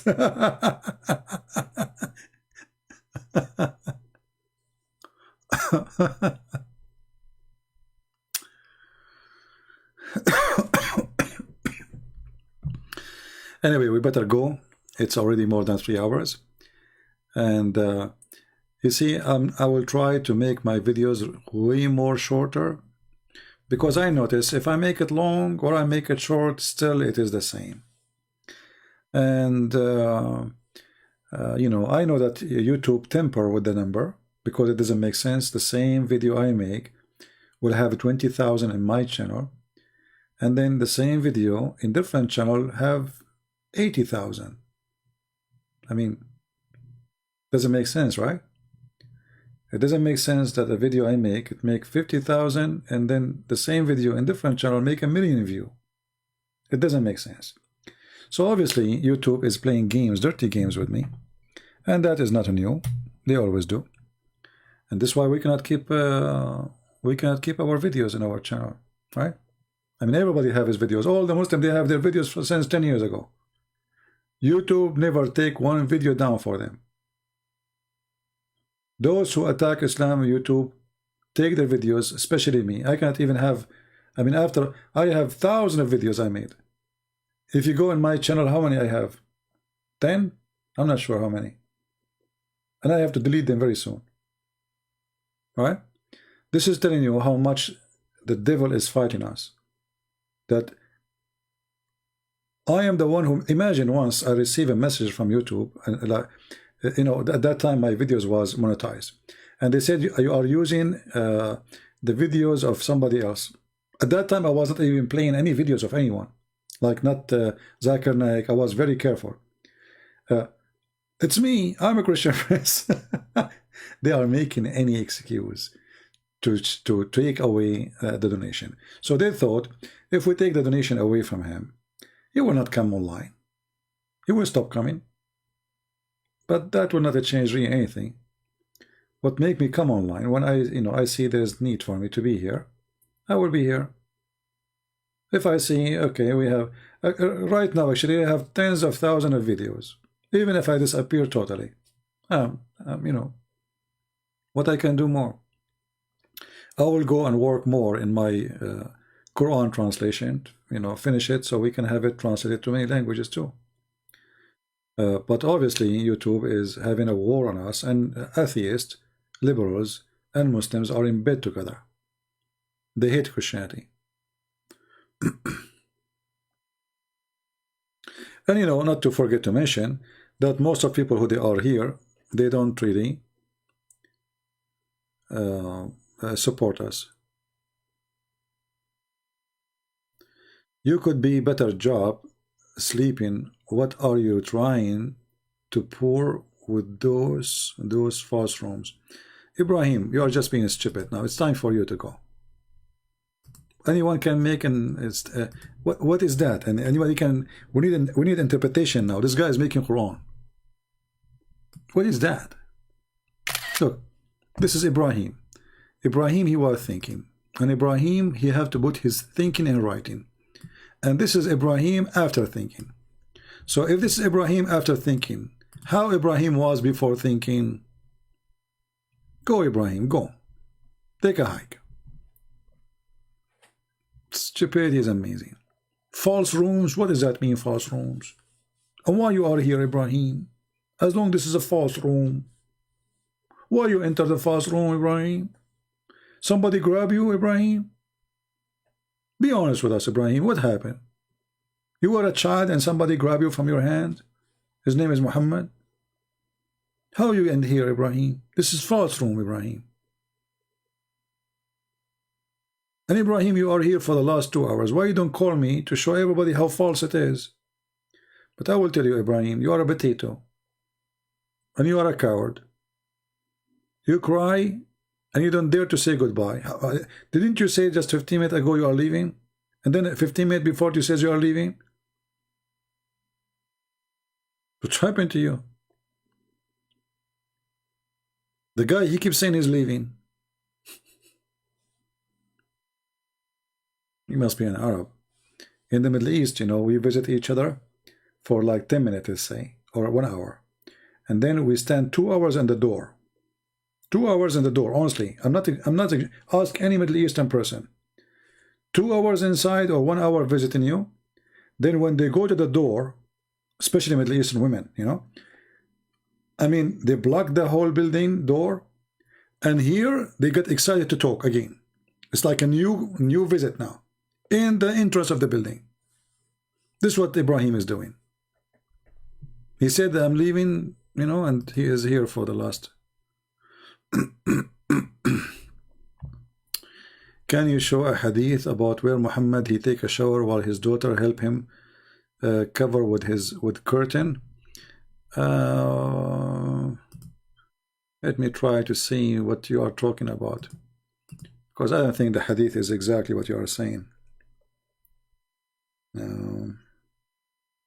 Yeah, I need to remember exactly what the hadith is saying to find it.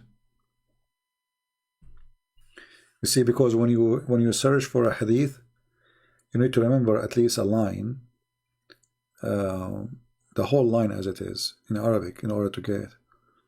And I don't really remember. We did not use this for a long time.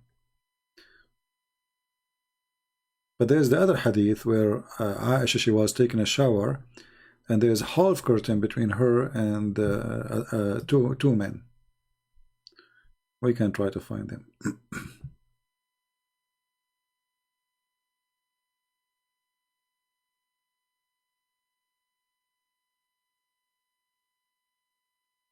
All right, look like we don't have any, like we it's disrespectful for life. This is here to debate like this. This is really not God channel.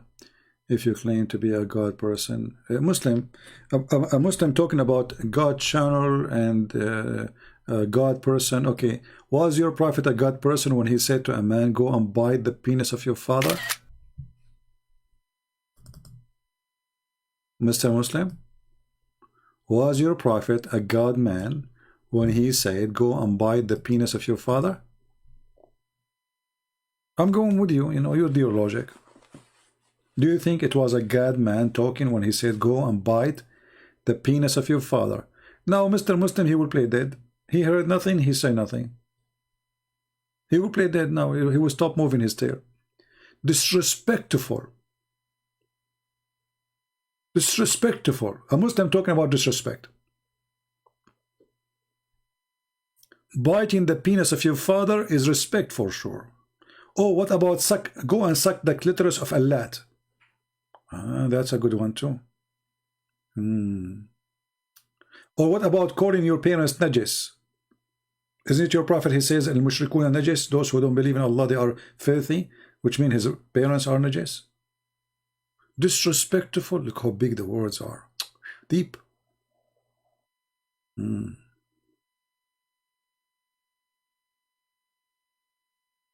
Ibrahim saying he is an idiot. Oh no, sorry, he's saying he's an adult. Sorry, adult. I thought Ibrahim you were saying. So you're an adult idiot then.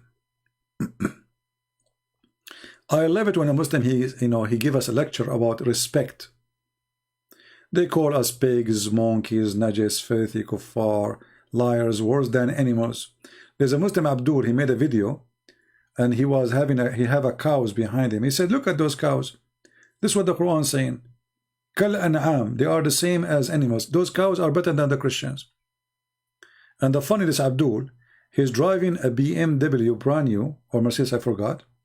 He have a nice phone made by the kuffar, a car made by the kuffar, the food he ate is by the kuffar, and he said, what the benefit of the kuffar? And the cows he's pointing at, those are, the one who take care of them is the kuffar.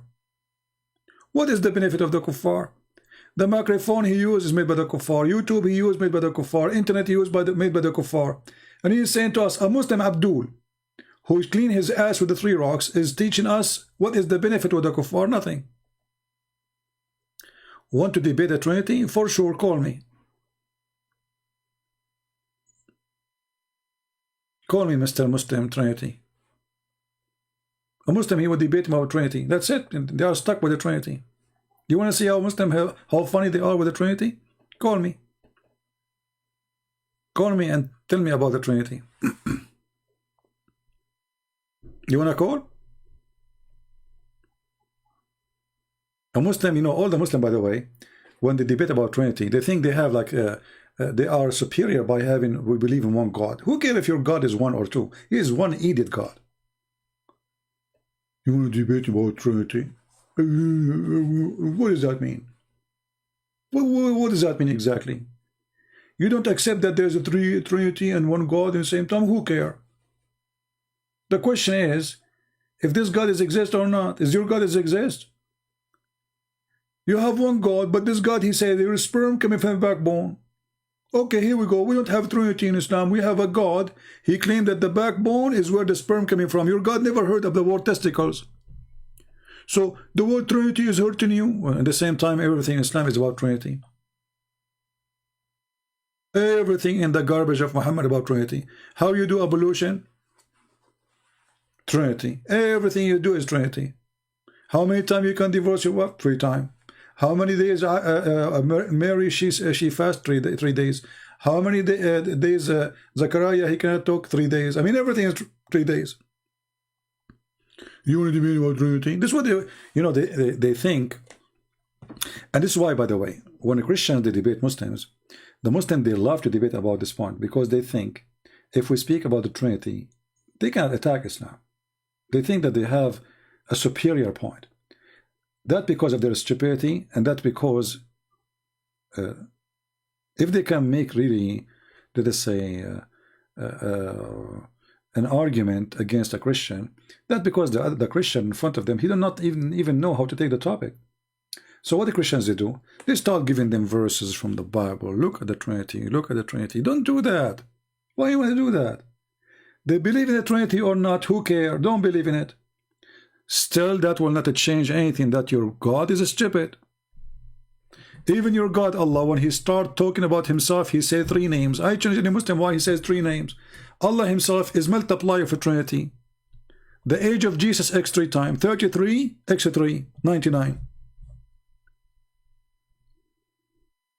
You open the first verse in the Quran. What do you see? 3 names of Allah. Trinity. Why 3 names? Any Muslim can answer? So this is what you are worried about. You are not worried about a God. He claimed that women have a sperm coming from their ribs. It's okay, it's okay. But we have one God. Okay. We have a God who called that man is a sperm coming from the backbone.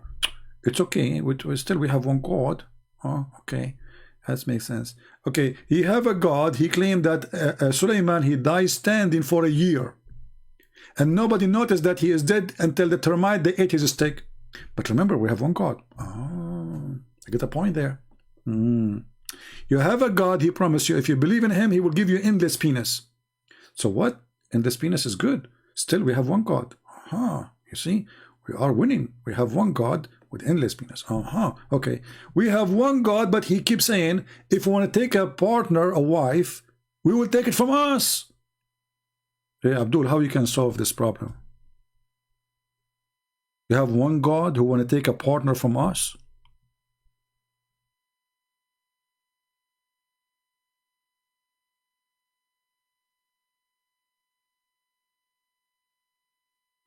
Any Abdul? We have one God. We have one God. So anyone from those who believe in one God is willing to call me and dare to call? TikTok, TikTok. You are tiki-toking. Do Allah have one TikTok or two TikTok?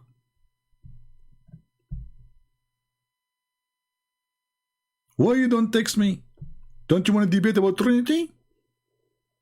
Trinity, you want to debate about Trinity?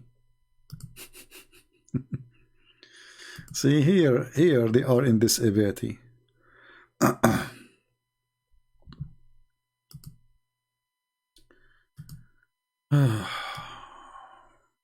Any Abdul?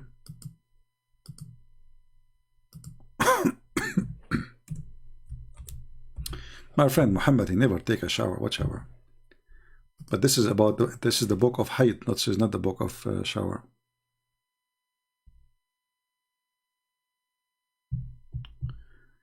Yeah, but the Muslim, they will say to you that this is his daughter, and so what? But remember, Fatima, she is not his daughter. Muhammad never have kids.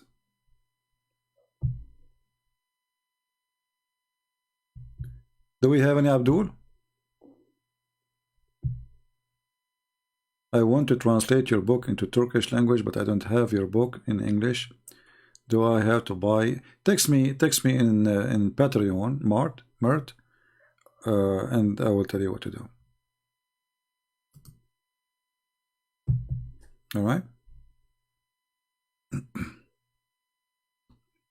See, the idea of having one God.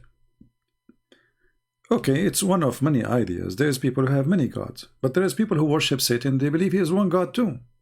So having one God or two gods, three gods, it doesn't make any difference. It's just a silly, stupid argument. If there is 10 million gods, and if they exist, then they exist. You can't even say no. Can you say no? Can you choose how many gods there is? So the whole argument is silly. It's stupid. And we Christian, we believe in one God. So if God cannot be three, like, you know, in Arabic we say aqnoom. It's not really correct to say person, but this is what English they use.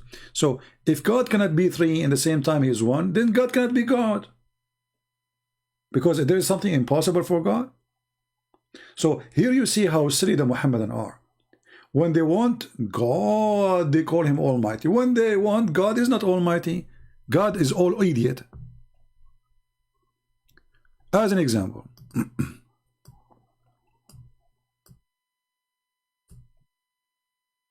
how can Allah have a son? The Quran says. But this verse proving that Allah cannot be God. Why? Because God do not need to have a girlfriend to have a son. And the one is a question, the ability is Allah himself. So look how stupid the one who made the Quran. How can he have a son when he never had a girlfriend? Who is the one who says how can he? Allah.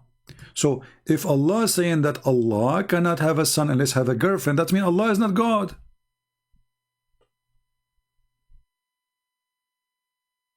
Do you see it? Allah is asking how Allah can have a son if he don't have a girlfriend. So Allah is like me and you. He need a wife. But look, in Christianity, we don't have a God who have a wife. None of us, we believe that God, he married Mary and they have a baby. You know. So here the Quran is proving to us that this is written by a man. He is a stupid. Not only is a man, he's a stupid man.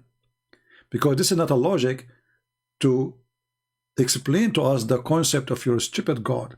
So here we go. You have one stupid God. He's one, but he's stupid.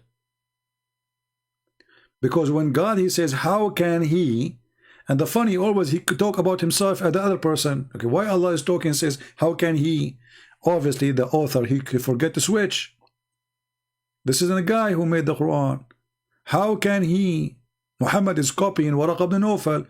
How can he have a son? But when Muhammad, he claimed that the one is talking is Allah, Muhammad, he made it a diarrhea full of poo-poo. So do you see how you refute yourself with stupidity? How Allah can be the Almighty, yes, yet he cannot have a son without a girlfriend. My God, he can have a son.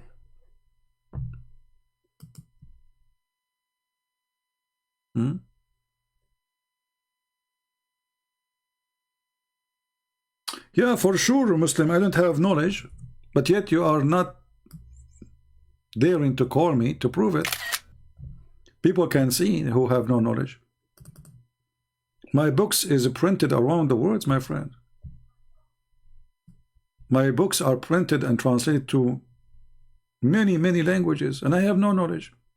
And nobody dare to debate me because I have no knowledge. And you prove it. Here we go. Yeah. Or what you need to do, say he have no knowledge, and that's it. My knowledge is gone. What about you call me and show everybody that I have no knowledge? As long as I don't have knowledge, you can win the debate really easy. It will take you maybe a few seconds. Allah will support you. But anyway, every statement in the Quran proving that Muhammad is stupid.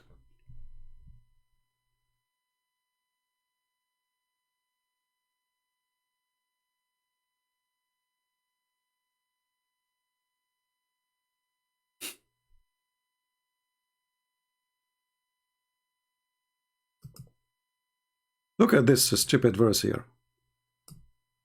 وَخَرَّقُوا. Have you ever heard of خَرَّقُوا? وَخَرَّقُوا لَهُ بَنِينًا وَبَنَاتٍ. Just to show you how stupid the Quran is. This is a chapter 6, verse 100. And this is a translation.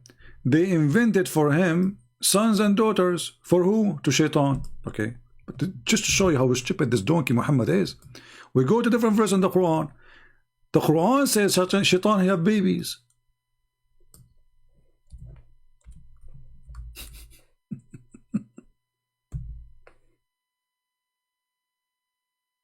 The stupid Muhammad, he claimed that Shaitan, he have babies. So in one verse says that people, they invented babies for Shaitan. He have daughters and sons. In the other verse says he have.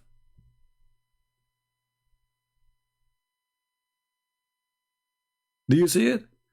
This is a chapter 18, verse number 50. Take notes. Allah, he says, are you going to take him and his children's? The Shaitan. Do you see it? People, do you see it? So in this verse here, chapter 18, verse number 50, it says Shaitan have babies. In the other verse, Allah making fun of the pagans, saying they made babies for Shaitan. Hello. You see it? Who was the stupid?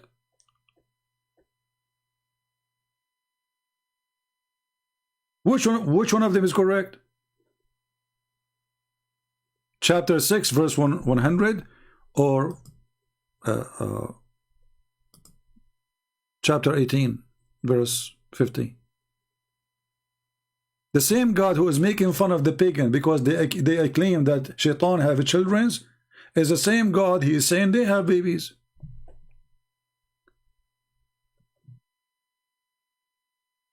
This is God book. And then you go and read the interpretation. They will say to you that Allah, he created a penis for Shaitan in his right thigh, and he have to be in the right thigh, right, and the vagina in the left thigh. So when Allah, he cast him out of heaven, Shaitan, he if himself, so he shake this into this, he do nikah. Even the word nikah is used there. So he do nikah by entering this into that. and then he lay 10 eggs, and each egg have 70 shaitan and shaitana, which means 70 male and female shaitan.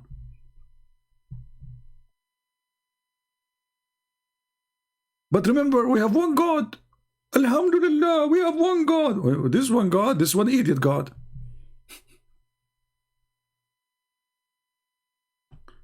They think when they say we have one God, they have victory. That's it. We have one God.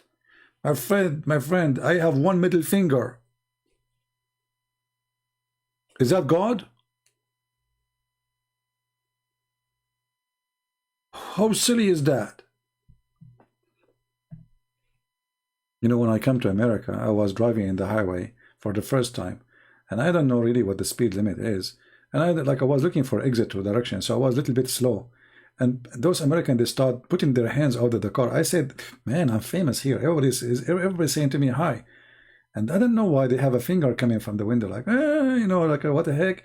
And I say, hello, hello, hello, like, you know, like a Borat, you know, in the highway, you know? Yeah, true story. Your God is a middle finger. Actually, your prophet, he says, I am the same as the middle finger. Call me to show you the hadith.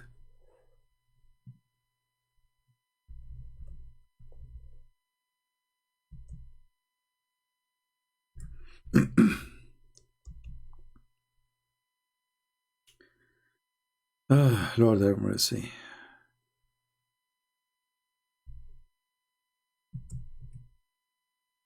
Any Muslim?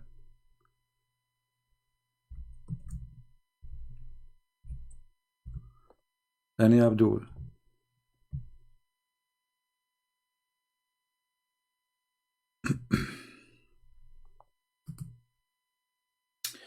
All right, well, we have victory as usual.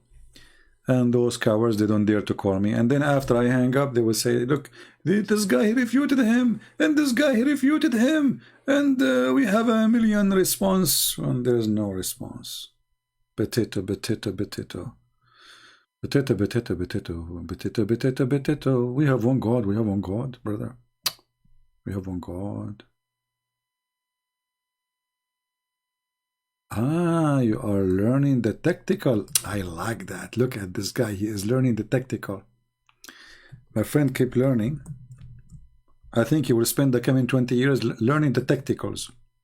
You know what? I'm so glad that you are focusing in the tactical, because you, Muhammadan, usually focus in the testicles. I'm not sure why you are focusing in the tactical. Are you sure?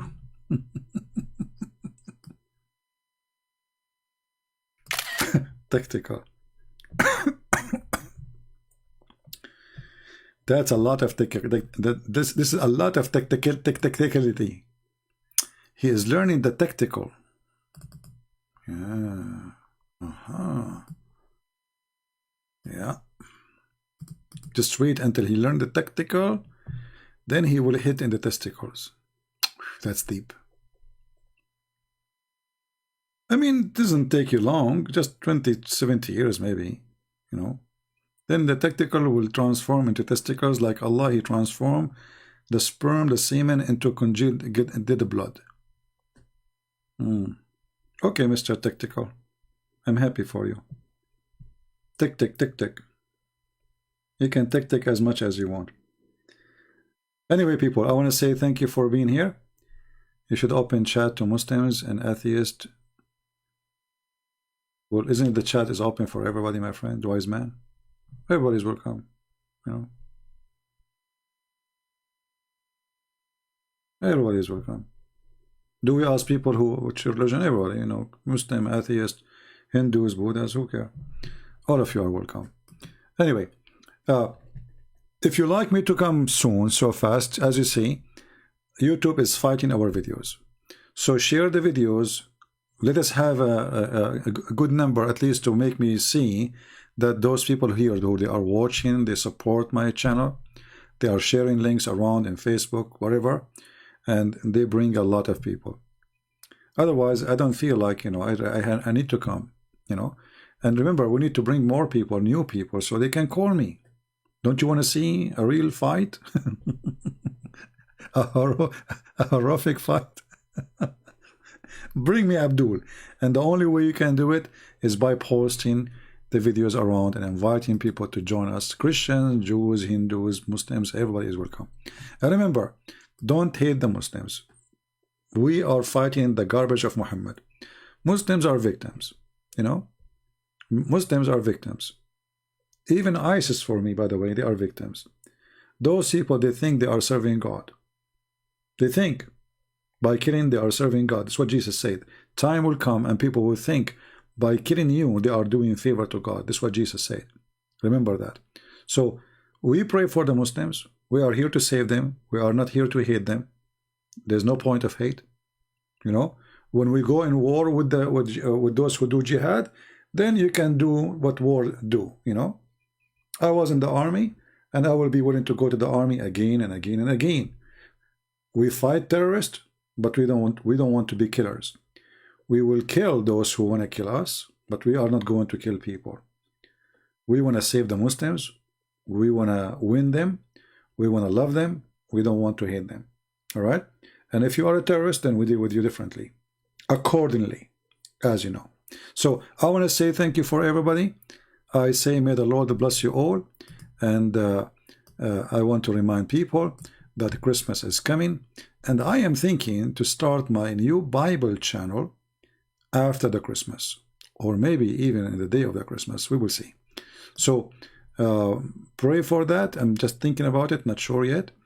I want to be sure that this channel will not take me away from the target, because you know there's many people they can teach the Bible, but not many people they can do what I do when it's come to Islam. You know what I mean?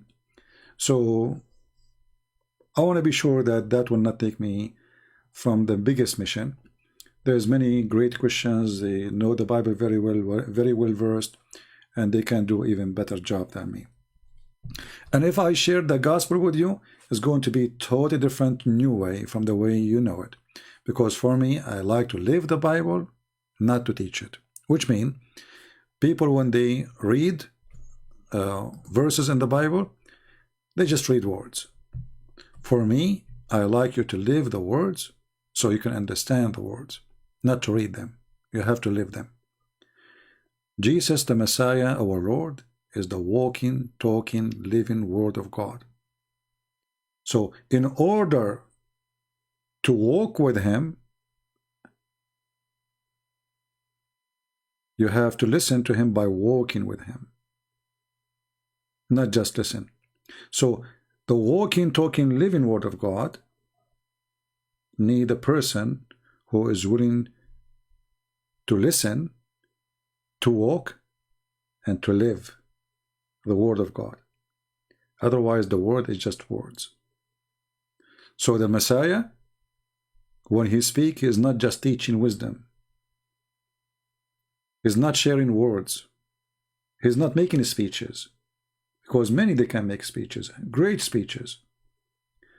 But He was telling you how to live His Word, how to be united with the Lord. So I have a different way of teaching the gospel, and I don't want to read for you a verse and tell you what the verse means. I want to read the verse, and all of us will live the verse, and then we will understand what the verse means. See, the word of Christ, it is self-explained. You do not need me to explain it. But the condition is so simple. You have to be living as a faithful person from your heart, the words you read. Otherwise, they are just words in a book. So the words have to go and live inside you, inside your heart. Then those words will be active and they will be something very useful for you. Otherwise, words are words. Thank you for being here. May the Lord bless you. Until we see you soon again. Christ is Lord. And Islam is a scam, and we prove it every day. Take care.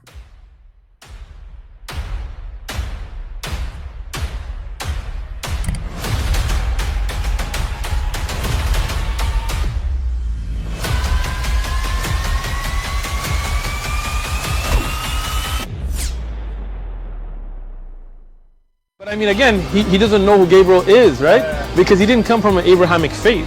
The people of Mecca were pagan. Quran is mentioned, if this book was from other than God, they would have found in it many contradictions. If a book is without contradictions, that has no bearing on whether it comes from God or not. I've had phone books that are inerrant, but I certainly don't think God gave them.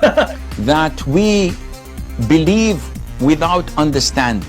The brother asked a very important question, that most of the scholars say that listening to music, watching movies, and most of the television programs, they're haram. So how can we have fun? Let me tell you, brother, at the outset that having fun is permitted in Islam as long as the fun is halal fun.